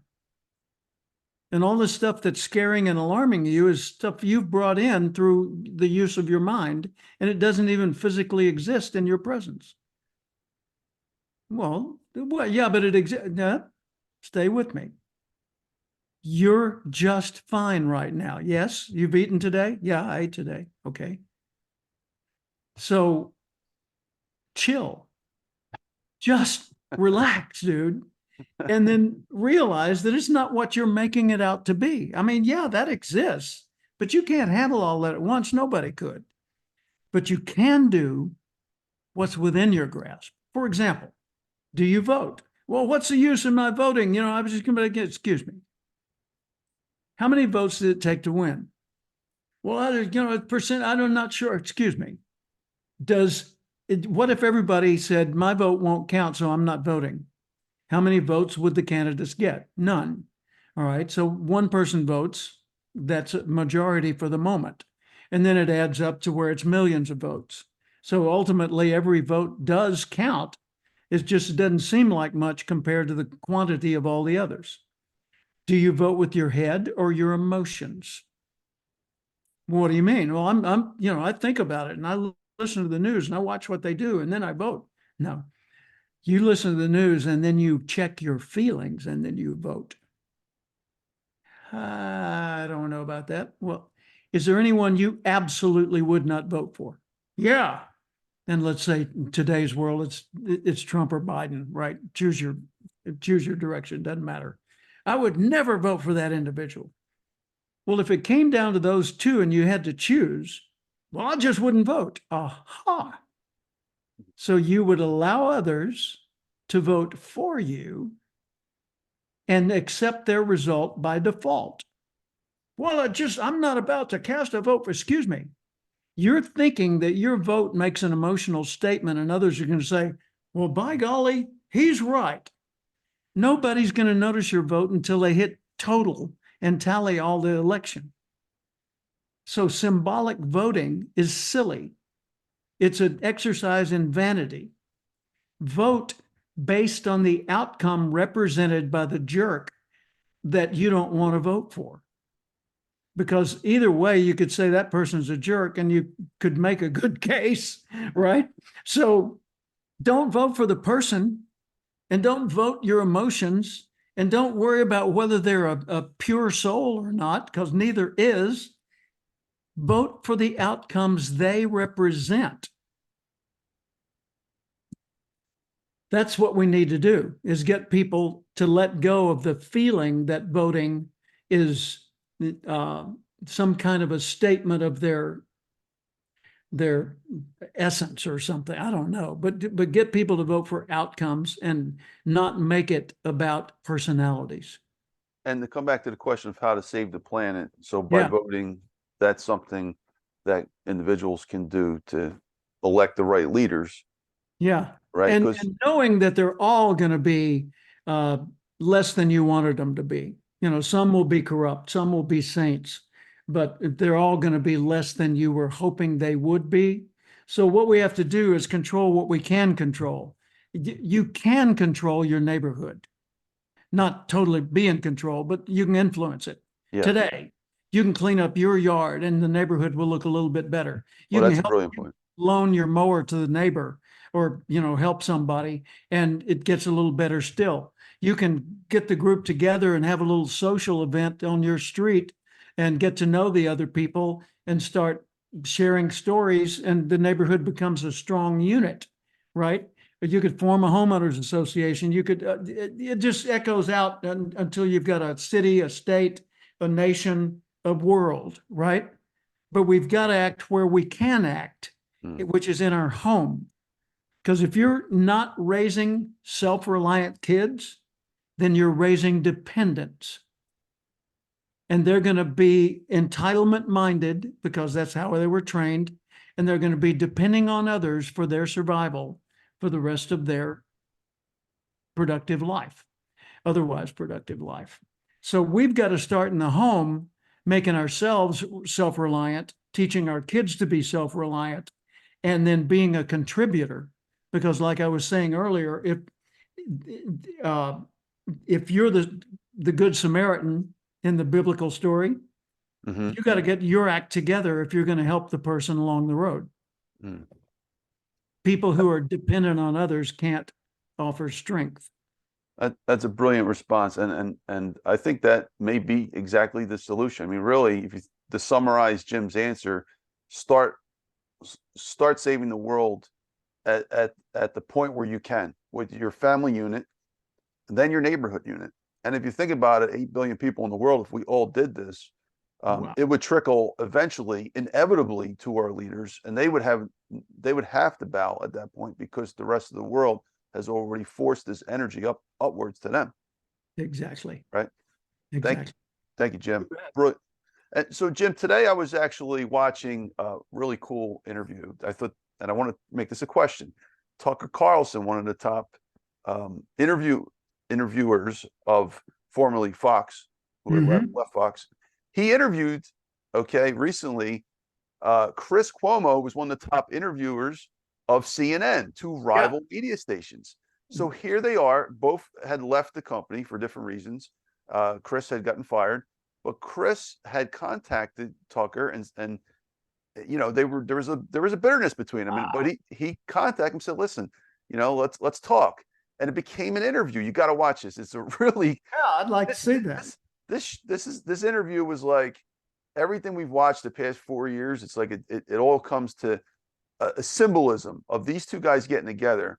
And for 2 hours, they sat and they disagree with each other on a lot of things. It was just common sense, right? But you can see, even though they disagree, they were trying to connect. And when they started to talk and communicate, they had so much more in common than they thought. And like, I think that this is a microcosm for solving our problems today. As an expert in communication, how important do you think this interview was? And what can we learn as a collective, as humanity today, in order to get through all the troubles and one of my friends, a colleague, it's Michael Reagan, the son of Ronald Reagan, the adopted son, and he's a brilliant man and a commentator and author in his own right. And he got to know and did a series of debates touring around the country with Mikhail Gorbachev, former head of Russia, you know, Putin's position today. And Reagan, Ronald Reagan, Michael's dad, and Gorbachev were adversaries at the top level of adversarialism, right? If there's an ism to that. They were to the point of their nation would have been okay with killing the other nation almost. And yet they reached out and connected. And Reagan and Gorbachev took the fangs out of both of their tigers and actually communicated and lessened the tensions between those countries for a long period of time. And that's the kind of thing that needs to happen. And that's a great example you came up with, because Tucker is considered far right by the people on the left. And Cuomo is considered far left by the people on the right. So it just made perfect sense for the two of them to be the ones having this conversation. It's like my friend my friend Terry Paulson, who wrote a book called The Dinner, about two couples that had 4 people, each representing far left, near right, far right. and they were comparing all their political differences, and they found that what they agreed on was the issues. What they disagreed on was the symbolism of how it was expressed and the urgency with which things were ranked. So they didn't disagree on the top 10. They disagreed on which one should be the top 3. This actually, your conclusion was very similar to what I was getting when I was watching the interview. The parts where they were bickering was all things that were trivial. But when they got back to the big issues, they were like, yeah, okay, that makes sense. I understand you now. But then Yeah. they would come back to bickering on little things. So if you could just strip all that little nonsense out, they're on the same page. They just want to have a better life for their family and country and world, you know. Yeah. So yeah, but talking definitely is the way to that, is the path to enlightenment. Totally. Thank you, Jim. All right, Jim, next question. Should this interview be a role model for our leaders to solve some of their bigger problems today? So I kind of asked you that before, but more directly, would you say our leaders today should do stuff like this? So for example, Tucker went over there and interviewed Putin. Shouldn't that have been Joe Biden? Shouldn't have been Biden and Putin be sitting in the same room talking, and put it on TV, let everybody see? Yeah, it's like the presidential debates. When we're choosing a president, Yeah. It's traditional every time that we will have debates between them. And that ends up being more of a fight than it does a dialogue. Right. That's, I think, Unproductive. that's sad. It would be good if there was a facilitator instead of a moderator, so that the facilitator gets the people to agree to a certain set of guidelines going in.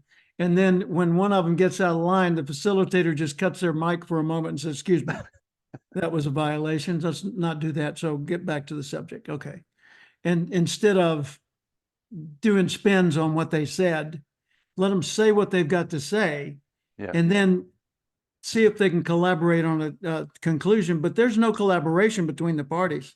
Though the parties tend to set up their camps and their adversaries from the start, and finding common ground doesn't seem to be useful. Now, here's what the founding fathers decided. They said, look, we're trying to create a hybrid here that's never existed, a representative democracy, a republic, democratic republic. Gosh, there's so many moving parts. How do you keep it in balance? Well, first, don't have a king. You can have a president, but that president's got to rotate out every so often. And you have one body that does all the spending decisions, and another body that does the deliberation on the most important issues. And in the spending decisions body, they can make a decision relatively quickly if they can get enough votes. But in the Senate, in this case, because that was the House of Representatives, in the Senate, it's designed intentionally to be slow and tedious. It's intentional that the Senate takes longer to reach a conclusion, because the Senate is where open discussion is required. And people think, well, they shouldn't have a House and Senate, just make it one. No, then you lose one of the essential elements of what makes our country what it is. And then you've got the Supreme Court. The Supreme Court is to enforce the Constitution, not to make new decisions, but to clarify what was meant by the Constitution as it applies to whatever this situation is, right? And so you've got a president that could easily run off the handle and be just an ego on steroids. You've got a House of Representatives that could be corrupted and spend way too much money and get us in trouble, which, by the way, they've done quite effectively. And you've got a Senate where debate could go endlessly and they'd never make a decision. But in the mix of those four groups, what you've got is a very efficient system if, and this is an enormous if, everybody in all four of those roles agreed in advance on a certain belief system, which would be our Constitution. You look at the Constitution and the laws of the land, which are an expression of the Constitution as applied to a situation. If everybody embraces that, America can endure. If they start saying, well, that was a bunch of old guys in Philadelphia a long time ago, and we don't even live in Philadelphia. We live in Ohio, so let's come up with a new plan. Yeah. There are certain truths like gravity.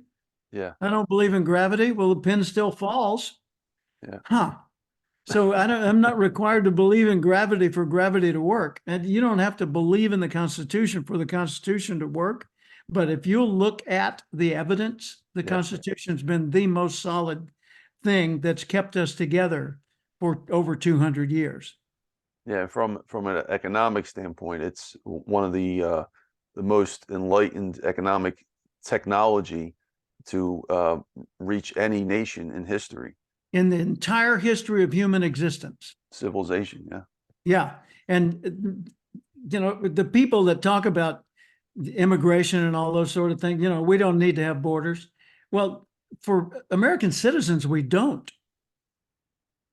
For those that want to come to America but don't want to become an American citizen or don't want to do the process required, we do need borders. What? No, but you, and they start talking about how bad America is. And how many people are trying hard to get out of America? In round numbers. Yeah. Well, that would be the roundest number I know. How many are trying hard to get into America? Millions. Okay, so that's why a nation needs borders, to have an orderly process for that. Welcome immigrants legally. Mm-hmm. I agree. Jim, here's another question, and we just have a few more questions similar to this. Okay. How do you connect with people who may be, excuse me, I'm dealing with allergies. I think the cherry blossoms are out here in Philadelphia. Yeah, it is allergy time, that's for sure. Yeah. How do you influence people? How do you connect with people who may be living in a parallel artificial universe? Now, let me explain. So social media is one of those unique technologies that have created this ability for people to, if they're immersed in it, to see things a certain way, because the social media engine behind the scene is actually taught to filter and funnel only certain information to each person, customized to them. So therefore, it's makes indoctrination. Yeah, exactly, and Really therefore it makes it clear when you see a certain people think a certain way, because they're being bombarded by information that's being customized only to them, and no wonder they're on the fence and encountering someone else that might be their brother or sister that has a totally different experience on the same, maybe the same computer in the same house. Yeah. And here we are with not just, nation divided, but families are divided because of what could potentially be them living in separate universes. So obviously the answer is to step up to reality and to fact check everything, what you're looking at. That's one answer. But I mean, how do we connect with people if we don't even know what they're being fed, and versus what we're being fed? Maybe we're living in an artificial universe. Yeah, and that's certainly something I encounter in other countries when I go to speak there. The first thing is you've got to accept the fact that they feel like they're right. And whether they're right or not is secondary, but they feel that they are. So the quickest way to alienate them and become adversaries is to attack their point of view and to show them how wrong they are. Instead, it's like the pushing of the hands, right? Don't resist. Just accept the fact that they see things in a weird and warped way compared to how you see things, or at least through your point of view, that's how it looks. And say, okay, that's fine. Let's start drilling down to where we've hit solid rock and find out what we do agree on. Yeah. What are some things we can come together on? Like when I'm with somebody of a very different political persuasion than me, I don't go into that conversation unless there's a reason to do so. And I don't mean a reason like influencing their voting or something. I mean some immediate reason that makes that urgent. I look for what we've got in common. So if if I come upon a traffic situation and there's been an accident, I don't care whether the person's a liberal or a communist or whatever. I just try to see if anybody is injured and needs help. And we deal with that first. And maybe later the other comes up, maybe it doesn't. And in a home, you know, when you get to, and I've got relatives that have very different viewpoints than me. What I do, if it's my own family and I've got a little more license to go there, is I say, okay, tell me about your background, your experience, and then I'll tell you about mine, and we'll see who has more likelihood of having more knowledge. And then on this subject, because it might be on the subject of, say, Snapchat, my grandchild knows more than I do, right? So I'm not going to be asserting wisdom on their Snapchat. I'm going to be trying to figure out what they know that I don't know, right? So everybody's alpha on some subject. Even a homeless person living on the sidewalk, you know, they know more about the streets and survival on the streets than you and I do. They know all the So good that spots. subject, they're the alpha, right? On other subjects, we might be. So I just look for some commonality and then look for a common interest. Where do we want to go results wise? What do we want to do? You know, do we want to have a fun weekend together? Then let's go have a fun weekend together. We're going to go to the lake or the mountains. We're going to go to the races, or we're going to play board games. What are we going to do? Right. So look for some way to connect together. If you want to influence them, you have to be willing to be influenced by them. What if you're wrong? But I'm not. Neither are they. Yeah. So in other words, be open to the idea that, look, if you can convince me that you're right, I am open. Yeah. The book is open, but I'm leaving it out there. You have to convince me that you're right. Show me proof. And right? and you can't be countering everything they say as they say it. You have to kind of take notes and listen to a whole thought and then stop and say, okay, let me give you some feedback on this. First off, you said such and such, and that's based on an error. Here's the error. Yeah. So that invalidates the whole rest of that comment. In some cases it does. In other cases, it's just one little nuance, you know. Yeah. They might say something, well, people like you who are closed-minded, da da da da da da da da da da. I said, just get that Yeah. back up. Yeah. Where's the evidence that I'm closed-minded? Okay. You can't correct unless you connect, right? That's right. That's right. Go back to less. Yep. All right. Thank you so much. Appreciate it. Great comment. All right. So is the American society today becoming demoralized? If so, how do we correct that? So like our culture has been on a platform over the past, 30, 40, 50 plus years, whatever, where it's like, it's always one up in the next thing. So, like just look at music videos. You go back to the 80s, they were all wearing long clothes and long sleeve shirts. I mean, it had a lot of colors. The 90s, a little bit less. 2000s, a little bit less. Now, I mean, they're twerking on top of roof decks. Virtually Like, porn. what's the next step? I mean, you can't go past a certain point where it's just completely ridiculous, and we're basically there. Are we demoralized? And if so, how do we correct that? Well, the demoralized can be seen from two different points of view. There's personal demoralized, meaning I'm discouraged to the point of despair. The other is moralized. In other words, you literally remove the morals from the person or the group, the point of view of the group. And if morals no longer matter, then that means there is no standard. There is no constitution everybody believes in, or 10 commandments, or, name your core belief system that you think pretty much summarizes the way things ought to be. So the way you demoralize society is remove the emphasis on and the strength of families, because that's where everything begins. Everything begins in the nest with the father, the mother, and the children. You remove a father from the household by financial policies that make it more advantageous for the mother to raise the children without a father.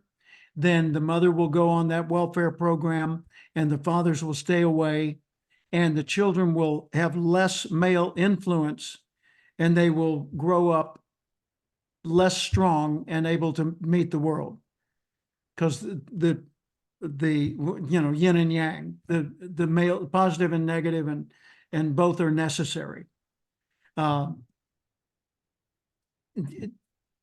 morals in society will be found first in the family, second in the churches, because the church reinforces a belief system that there's something more important than you are, and that something is constant and unchanging, and that if you commit to that, you're going to be a better person because you're going to cooperate with others. So the basic underlying comment of church is that there is something way bigger than all of us. There is a creator. People say, I don't believe in God. I didn't ask you if you believe in God. Everything that is created, everything that exists was created. Yeah, well, we were created by the Big Bang. So we're all cosmic accidents. We're a coincidence of biology. Well, it's really hard to embrace that. To be you and me and all the others and everything in human history to be a coincidence of biology, little hard to embrace. So there is a creative force, an entity or a whatever that caused everything to exist. So when churches are formed, regardless of what that church or synagogue or whatever,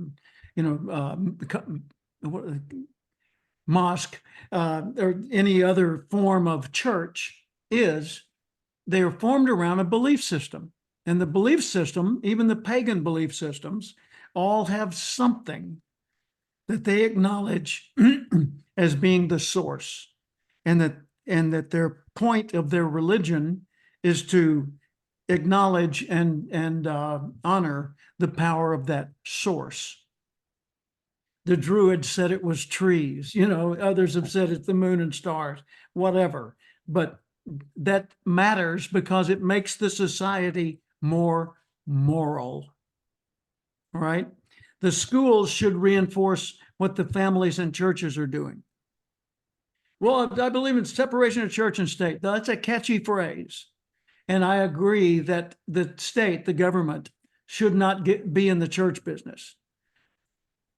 But it typically gets there by trying to restrict what the churches do, trying to diminish the importance of saying a prayer or having a moment of silence, or even pledging allegiance to the flag of the country, things like that, which are a statement of beliefs. Growing up, every morning in school, I pledged allegiance to the flag of the United States of America. Yeah, me too. Now, Jim, that's just a ritual. So is a prayer. So is saying thank you. So is saying I love you. Yeah. It's just a ritual. Does it matter? You bet your ass it matters. It does. Because the more you do, every time you act, you strengthen the thinking behind that act. Yeah. Every time you act, you strengthen the thinking behind that act. I first learned that from a book called Self-Creation in 1975 or so by Dr. George Weinberg. And it's reinforced in Charles Duhigg's recent book, The Power of Habit. Every time we act, dendritic tissue, little synapses, are created that form a pathway that strengthen the thinking behind that action and the likelihood of it being repeated. So when we do things like say a prayer or like say thank you or ask permission to leave the table in the middle of a family discussion, or whatever those little courtesies are that we do in the home or in the church or in the schools or in business or in meetings, where you have an invocation and a pledge to the flag at meetings you did for generations, those reinforce our morals. And it leads to the individual and the society itself being more moral. That's beautiful. Can we pause for just a second? Absolutely. Okay. All right. Thank you, folks. Appreciate you guys for listening so far. This is an incredible interview with Jim Cathcart. Honored to have him here. Jim is an amazing man. We have just a few more questions in this incredible interview. So Jim, we were talking about a lot of different issues across the board here, but the next question is, how do you perfect the art of storytelling? This was a question that I had saved from the last one. You had went on and talked about the importance of storytelling. I told the story of how my grandfather actually taught me storytelling as a kid, and I didn't recognize the value of that, even though he died broke. Like he didn't have money. He didn't die broke without money. Yeah. He was teaching me a skill set at a young age. I didn't realize the value of it until many, many years later, decades later. And we've talked about that, but I'd like to get some tips on how do you perfect the art of storytelling? How do we tell better stories? Excellent. Well, that's one of the things that's really dear to my heart. I remember my 30th high school class reunion, I couldn't attend.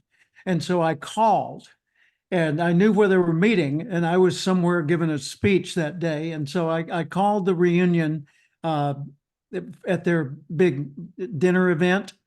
And that was in the days of payphones on the wall. Oh yeah.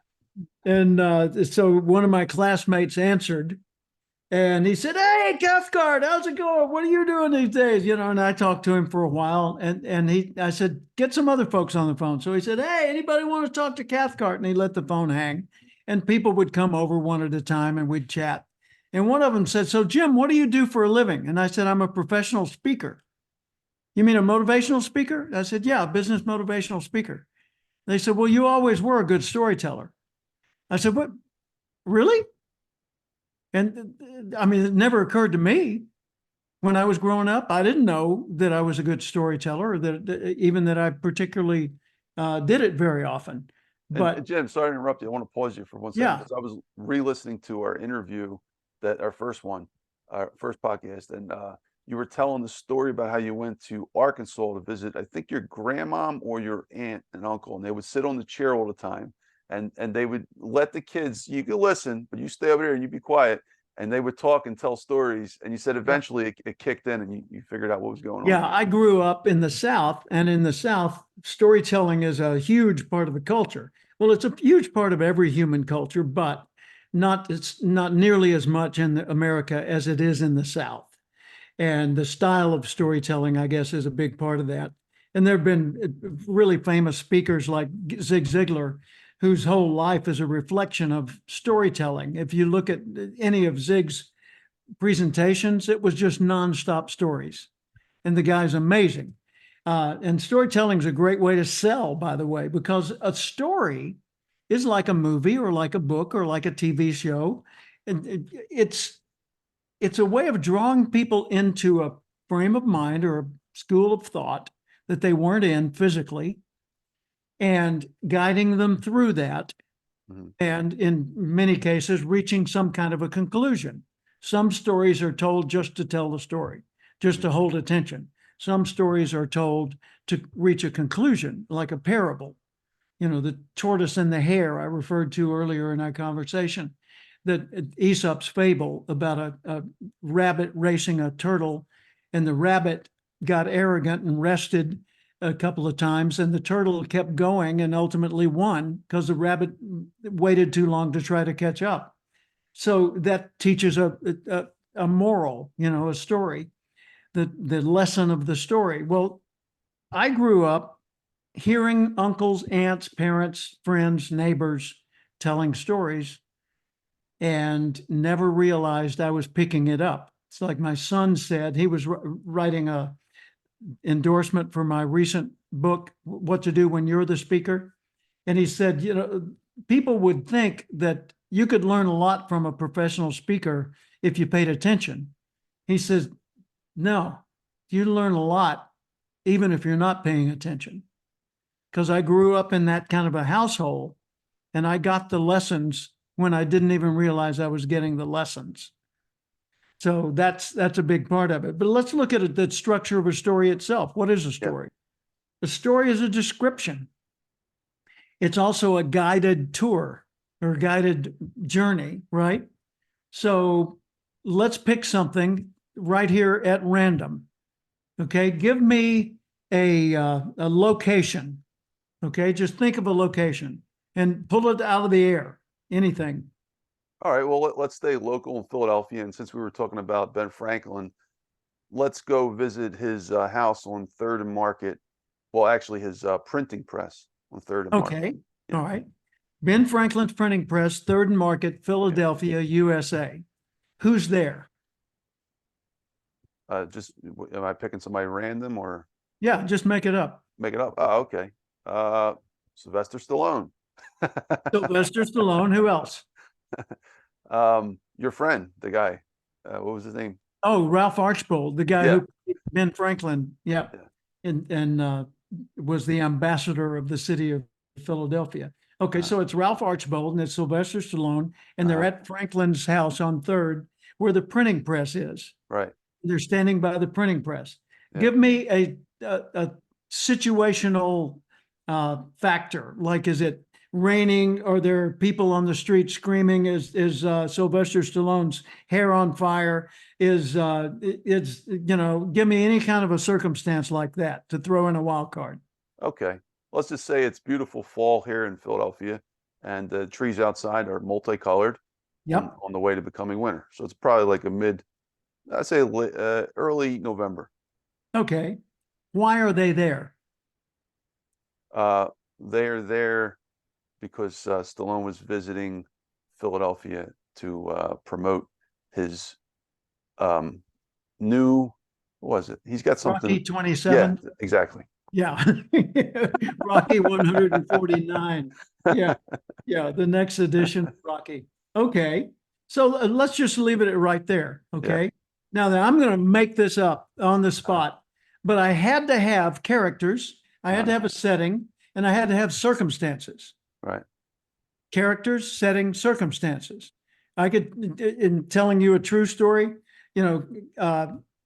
characters, you and me, National Speakers Association convention in Orlando last year. And we're in the hallway surrounded by 2,000 other professional speakers and authors, right? And then I could say, okay, why are we there? We're there to attend the convention. But what makes anything different about us being in the hallway? You're seeing me for the first time we've ever met in person. And so I would say, Orlando, Rosen Shingle Creek Hotel, main hallway of the convention center. The noise is echoing up and down the hallway. And I'm standing there in the middle of this group, and I'm a past national president. So I know virtually every fourth or fifth person that walks by, and we're having little momentary conversations and hellos. And here comes Dr. Finance, Anthony Criniti. He's walking right down the hallway, and he sees me and he recognizes me, and he walks up and he says, "Man, you're a lot smaller than I thought you would be." And I said, "Well, you're a lot taller than I thought you would be." And we start talking about who we know, and I start introducing him around. Now, I would imagine the people listening to this podcast. I would never say that, by the way. Thank you. But I'm 5'9", by the way.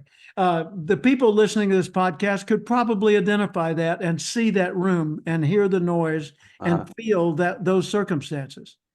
And all I did was just fabricate something and take it to a next step. I didn't draw any conclusions or anything. But we're back in Philadelphia now. It's a beautiful fall day. The wind is just slight breeze, and that's causing some of the leaves to fall. But the leaves are gorgeous, and it's one of those Chamber of Commerce days where you want to get your phone and go around taking photographs that you can reuse later. And here is Sylvester Stallone, who happens to be the exact same age as me. He was born in 1946, so was I. Wow. So he's 77 years old. Yeah. And he still looks solid as a rock. Yeah. Right?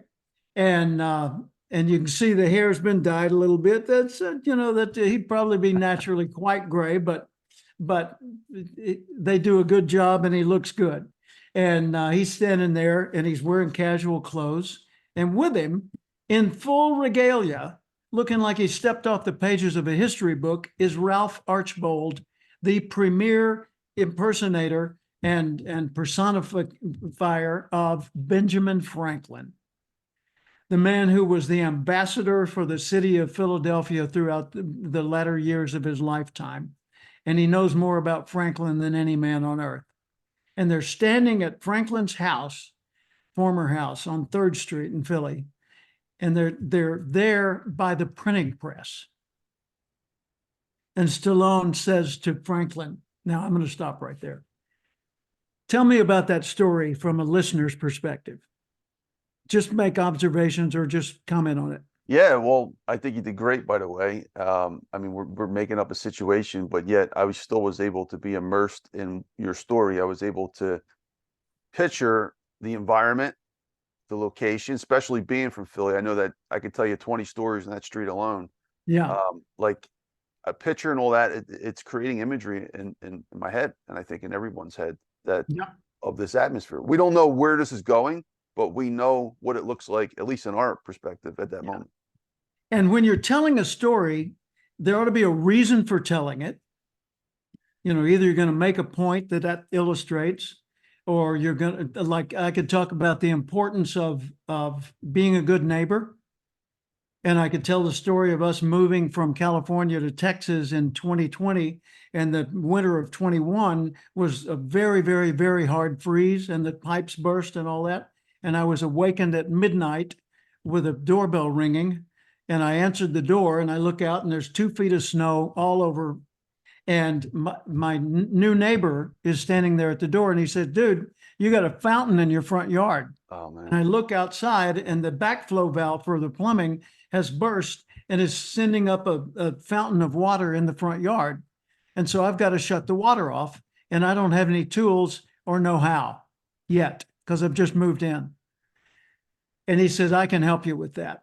And so he stays with me, and we wrestle around in the snow, and I'm down on my hands and knees in the freezing water, and I finally get the thing turned off. And the next day he tells me, I can fix that for you. By the way, the next day, everyone in Austin, every plumber in Austin was employed because all the pipes had burst all over town, and the plumbers were backed up with appointments for 30 days. Wow. And my neighbor said, I can fix that for you. And he fixed it same day. Wow. He didn't know me. He didn't know if I was a good person or not. He just knew I was a neighbor in need, and he took action. And since that time, I've monitored his home and watched for any need that I might fulfill. So I could make that was just choosing a story straight out of the air and telling it with a moral that gave a reason to tell the story. And they're the most effective. When you tell it with a moral, they're the most effective, right? Right.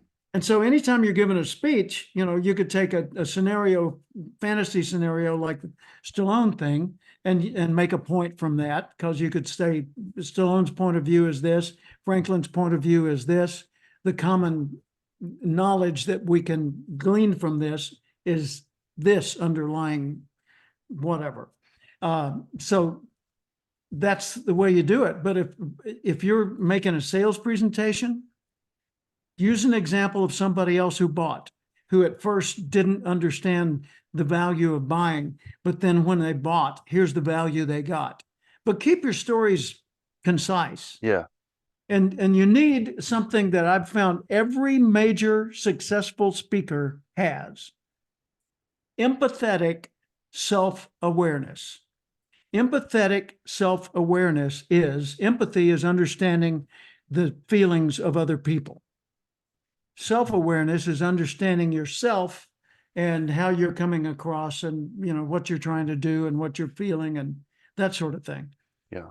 But the empathy part is where you understand how, knowing you, how it's probably affecting them. Mm. And you need both of those, not just self-awareness, but empathy as well. And empathy is more than caring. It's understanding as well as caring. So if you want to tell stories, think of things in terms of examples, stories, and then look for ways to shorten your stories constantly. Because I could tell stories that would take all day, and there might be value in the story, but if I could tell that story in 15 minutes, I'd reach more people. Yeah. That makes a lot of sense. 5 minutes, I'd reach even more. Look at YouTube, movie, short program, YouTube program, TikTok program, right? And you just go, Dr. Finance podcast, there you little go. clip. Yeah. Yeah. You just take one little pearl Yeah. of wisdom and put it in a clip and post it on, whatever, Twitter, and you reach more people. You know what's weird about this show? Like that your 111th episode I've actually published. I had a few more I didn't publish, but out of all the episodes, I'd say majority of them, people actually stay almost to the end. Really? Whereas on a clip, in some cases, we've actually had shorter views for the clip because this type of show, people, once they're in the whole way. They don't want to miss what's going on. And I usually do that intentionally. I save some of the best questions for unexpected moments throughout the course of the show to see if who deserves to learn that lesson, right? But they So need the ability to pause, that's for sure. It's a yeah. big commitment. It's like committing to a movie, Yeah. Hey, intermissions are great, There you go. All right. Thank you, Jim. All right. Just 3 more questions left. Figure about 1 to 2 minutes each. What is the future of speaking? All right. Especially just to Professional explain, speaking. yeah, we've got AI on the run now. Okay. Yeah. And there's no hiding it and there's no turning back. Like Right. Kessler said, every invention, you can't disinvent our inventions now. It's here. We can write, like as an author, we're both authors, right? Mhm. Like I'm even questioning myself anymore. Why do I need to write books? We talked about this last week. I can go in AI, it could write my next book for me in 20 seconds or less. It could write your next book for you in the same amount of time. Why do And it? it can do it in your own style, Yeah. but it needs all of your previous material in order to do that. Right. If the creation of original works stops, then sooner or later AI becomes just a repetition, because AI is absolutely 100% dependent on existing content. It cannot create in the real sense. It can recombine.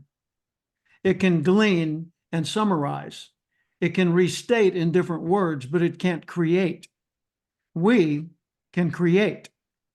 We can come up with something that's so random that it would never have occurred under an AI structure, or at least for now. AI may advance beyond that. But here's the point.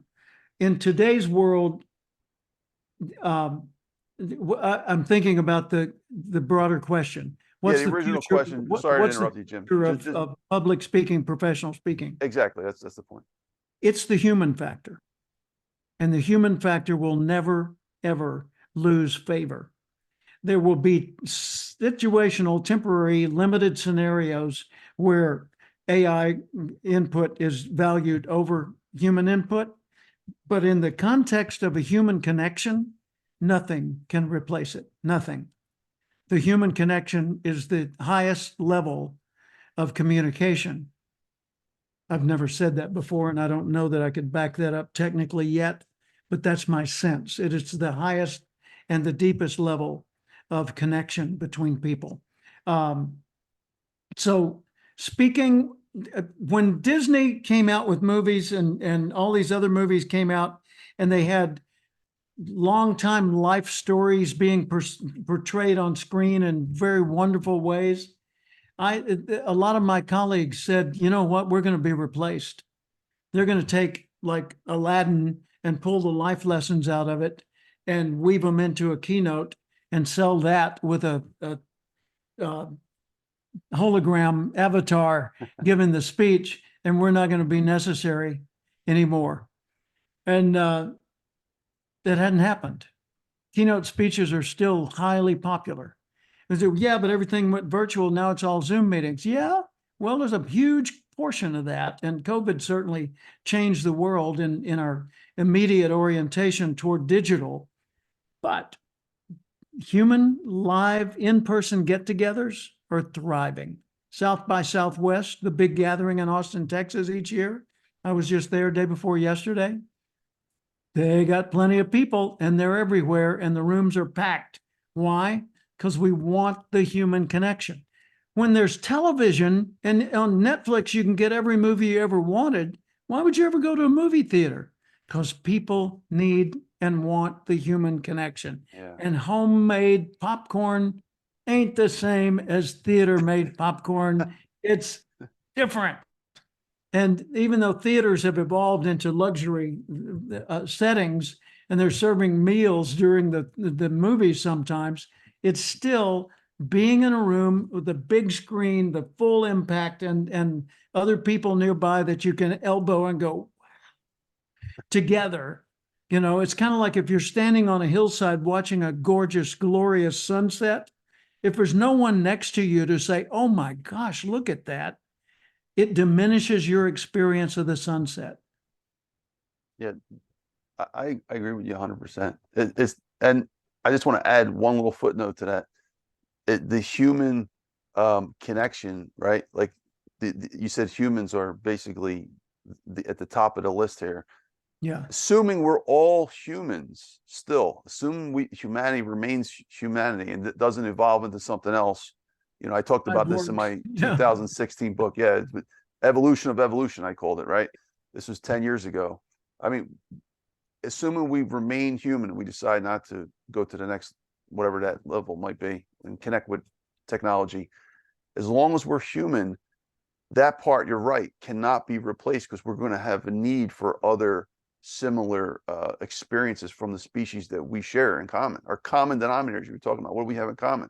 I mean, that's the number one, the human experience, right? So I agree with you on that. And I'm actually happy to hear that from you, because that means that it's a word of optimism. Like, look on the bright side. You are unique. You're still human.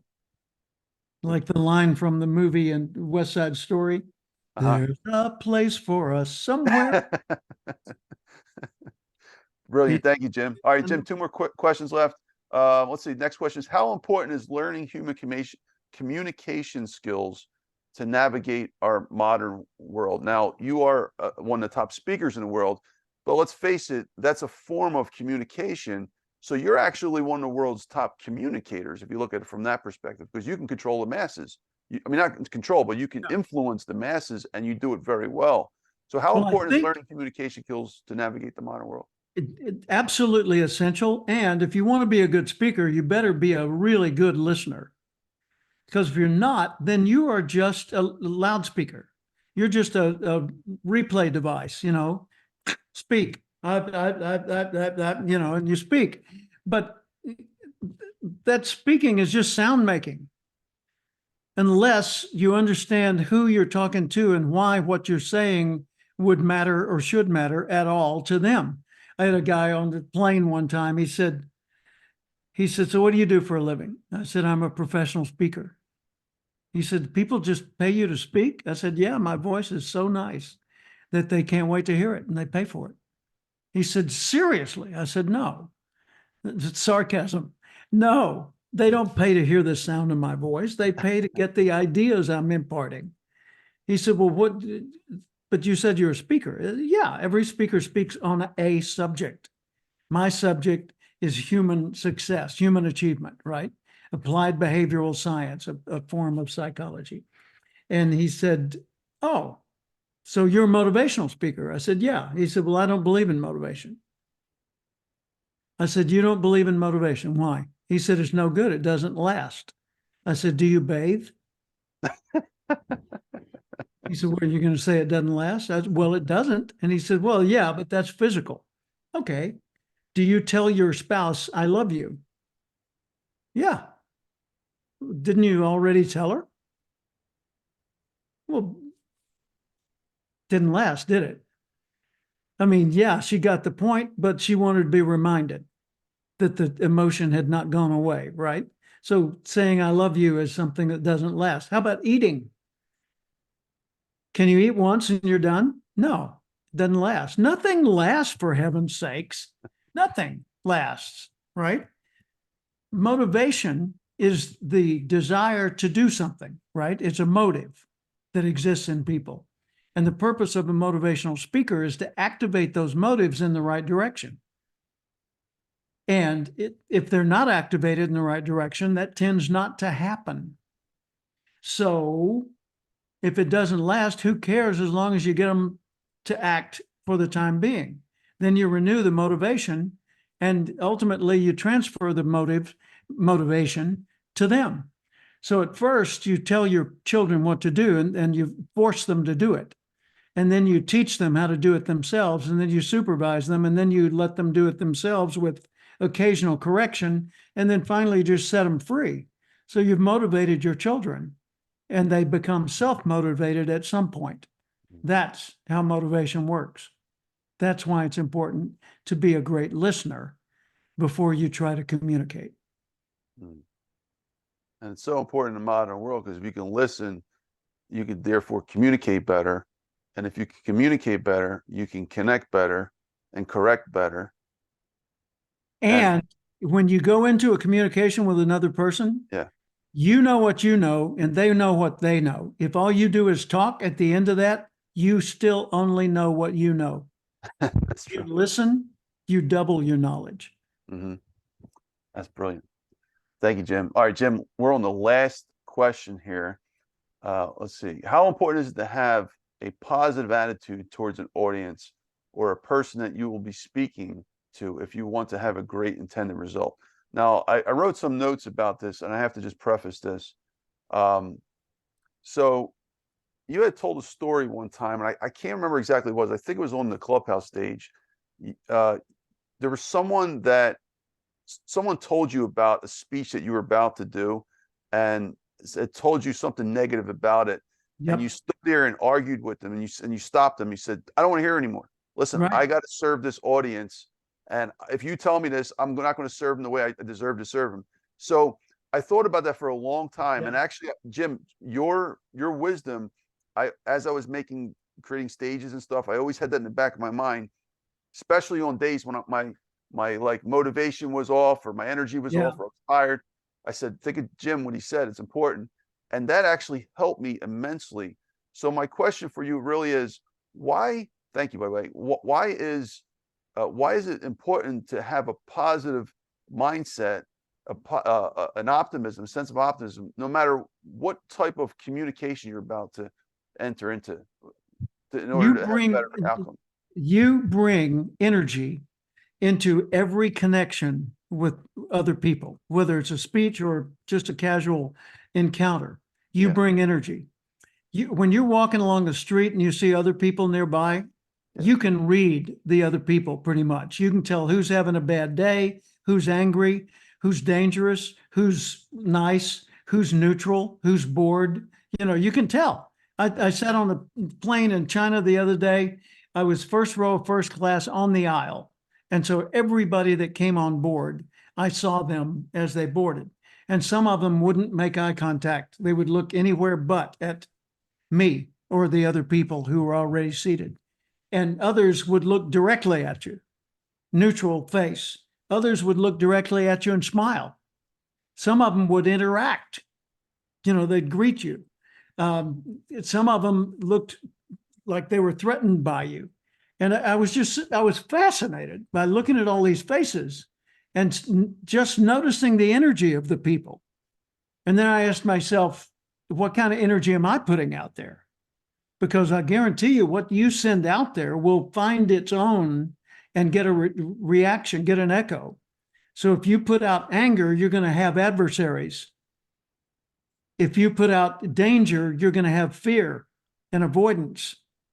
If you put out love, you're gonna get, loving in a just wishing well for the world kind of love, agape love. You're gonna get a good response from people.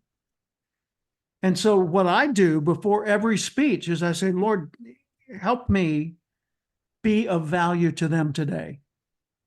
And that one day you were referring to a guy who worked for me named Bob. We were in Anaheim. And sitting in the back of the room, the meeting was being run very poorly. And he was pointing out all the mistakes they were making. I said, stop it. I cannot afford to think that way. I've got a message to deliver and an audience that is waiting for this message. And I need to be thinking positive, encouraging, helpful thoughts toward them, respectful thoughts. And so I wrote in my speech notes in the corner of the page, LRAMA. like, respect, and admire my audience. And I always look for things to like about them, things to respect about them, and things to admire about them. And if it's practical or appropriate, I actually comment on those things somewhere during my talk. Now, if you didn't do that, what do you think the effect would have been on your audience? Would have been that my speech would have gone over about maybe 60% as well as it did. Because like Zig Ziglar used to say, people don't care how much you know until they know how much you care. Mm. If you can show people that you care enough to listen, you care enough to adapt, to understand them, then you care enough to be appropriate, then they will receive your message, even help you get it across. If they don't think you care, if they think you're above them, or they're ignorant and you're enlightened, and so you're going to bless them with your knowledge, then they're going to resent your arrogance, and it'll show. And they won't even hear as much of what you say, because you're hearing not the sound acceptance, but the processing of the input is literally limited by your point of view. So just to conclude on this question, like some scenarios I had a lot of different where I applied what you said. Like sometimes I brought some co-hosts on, and some folks were telling me bad stuff about them, but I had to honor them for certain reasons and bring them on stage. Or I knew certain people were going to be on there that I've heard some really bad things about, but I thought they would add value to the conversation. And I had to prep myself before they came on and do like you did and tell myself, look, forget all that. I want you to self-talk. And I'm like, I want you to just focus on the message and keeping a brighter picture to everybody. Forget about all that. It doesn't matter right now. Like, this is the conversation I was having myself. And it worked, because I know, to ask the question I just asked you to myself, if I did the opposite, and I would have, in the back of my mind, my questions would have been tainted. The slight tones in my questions would have sounded off-putting, and which could have drove a completely different butterfly effect of the entire conversation. Yep. Right? Yeah. So you agree, you have to be positive. People read energy when they don't realize they're reading your energy. If you're a teacher standing in front of a class and you're genuinely trying to help them understand, they will get it, assuming you respect them as humans, right? Like me with that beggar. I was just trying to give him a moment of feeling equal instead of judged. And that's what we need to do when we're teaching. But if you're up there just to be the important teacher who's showing how important and knowledgeable you are, they're going to resent you even if they learn from you. Makes sense.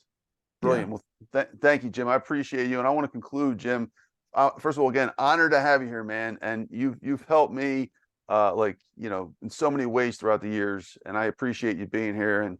And this is actually great that, kick starting the podcast back. It took off for a few months.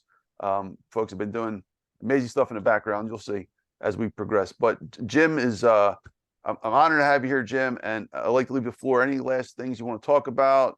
Of course, refresh your book and your mastermind you got coming up, because that's important. Yeah. And anything else you want to say, Jim? The floor is Thank you. Well, first off, you've shown me a great honor by giving me the position of being a repeat podcast guest and devoting so much time to this dialogue today. And I love the fact that we've delved deeply into a lot of this instead of just some quick storytelling. So thank you for that.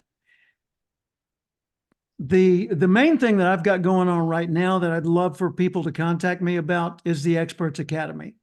If they want to become a certified professional expert, or they want my mentorship in their going pro process, then reach out to me. Just go to jimcathcart.com. That's my digital business card. Scroll to the bottom, book a phone call with me, and I can determine very quickly whether I'm the right guy for you or not. And if so, then we can go forward from there. But In May of 2024, May 5, 6, 7, 8 in La Jolla, California, the Experts Academy Summit is still accepting enrollments, and we've got maybe, half a dozen opportunities for people to enroll. Give me a holler. Brilliant. Thank you, Jim. Jim, are you still doing 100 push-ups a day? No, but I kind of wish I were. I did that for 5 years without missing a day, except that I had to take 12 days off for an operation that was required. And then, the 12 days was a recovery from the operation. And then I got back to it again. But I added those 12 days onto the end of the 5 years, so I could say I went 5 nonstop, more or less. I still work out. I still do push-ups, but I haven't stuck to that commitment of 100 a day. I'm considering re-implementing that. Okay. Well, when I get to Texas to visit you one of these days, or you come to Philadelphia, we'll try our best. There you go. We'll do a push-up contest. Thank Exactly. you. All right. Well, thank you, Jim. Appreciate it. Where can they find out more information besides your website? Are you on social media as well? Boy, am I ever. I mean, it's kind of like you, in your signature line on your emails, you got all those. Yeah. Same here. I'm on, you name it, and all the social media, just Jim Cathcart, Cathcart, or Cathcart Institute, but Jim Cathcart will get you. YouTube, Vimeo, LinkedIn, Facebook, Twitter, right? X, Instagram, on and on and on. I'm out there. Thank you, Jim. All right. Thank Well, you. we're going to conclude. Thank you, folks. I appreciate you. To Dr. Anthony Criniti IV here, also known as Dr. Finance. You've been listening to the Dr. Finance live podcast. Don't forget to check out the website, drfinance.info, for more information. And here are my 3 books if you want to learn about them. The Most Important Lessons in Economics and Finance. I wrote that as a professor about 11, 12 years ago. Then The Most Important Lessons in Economics and Finance, 2014, Survival of the Richest, early 2016. Folks, if you want to learn more about Jim, go to his website. But don't forget, his new book is coming out. Jim, what's the name of that book again? Relationship Selling, Managing Human Connections as Sales Assets.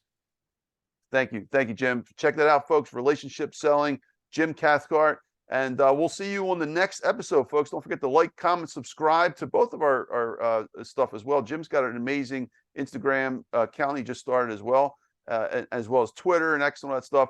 Don't forget to like, comment, subscribe. Commenting is important, folks, because we create dialogue and conversation, things that we were talking about today. And we'll see you on the next episode. Bye-bye now.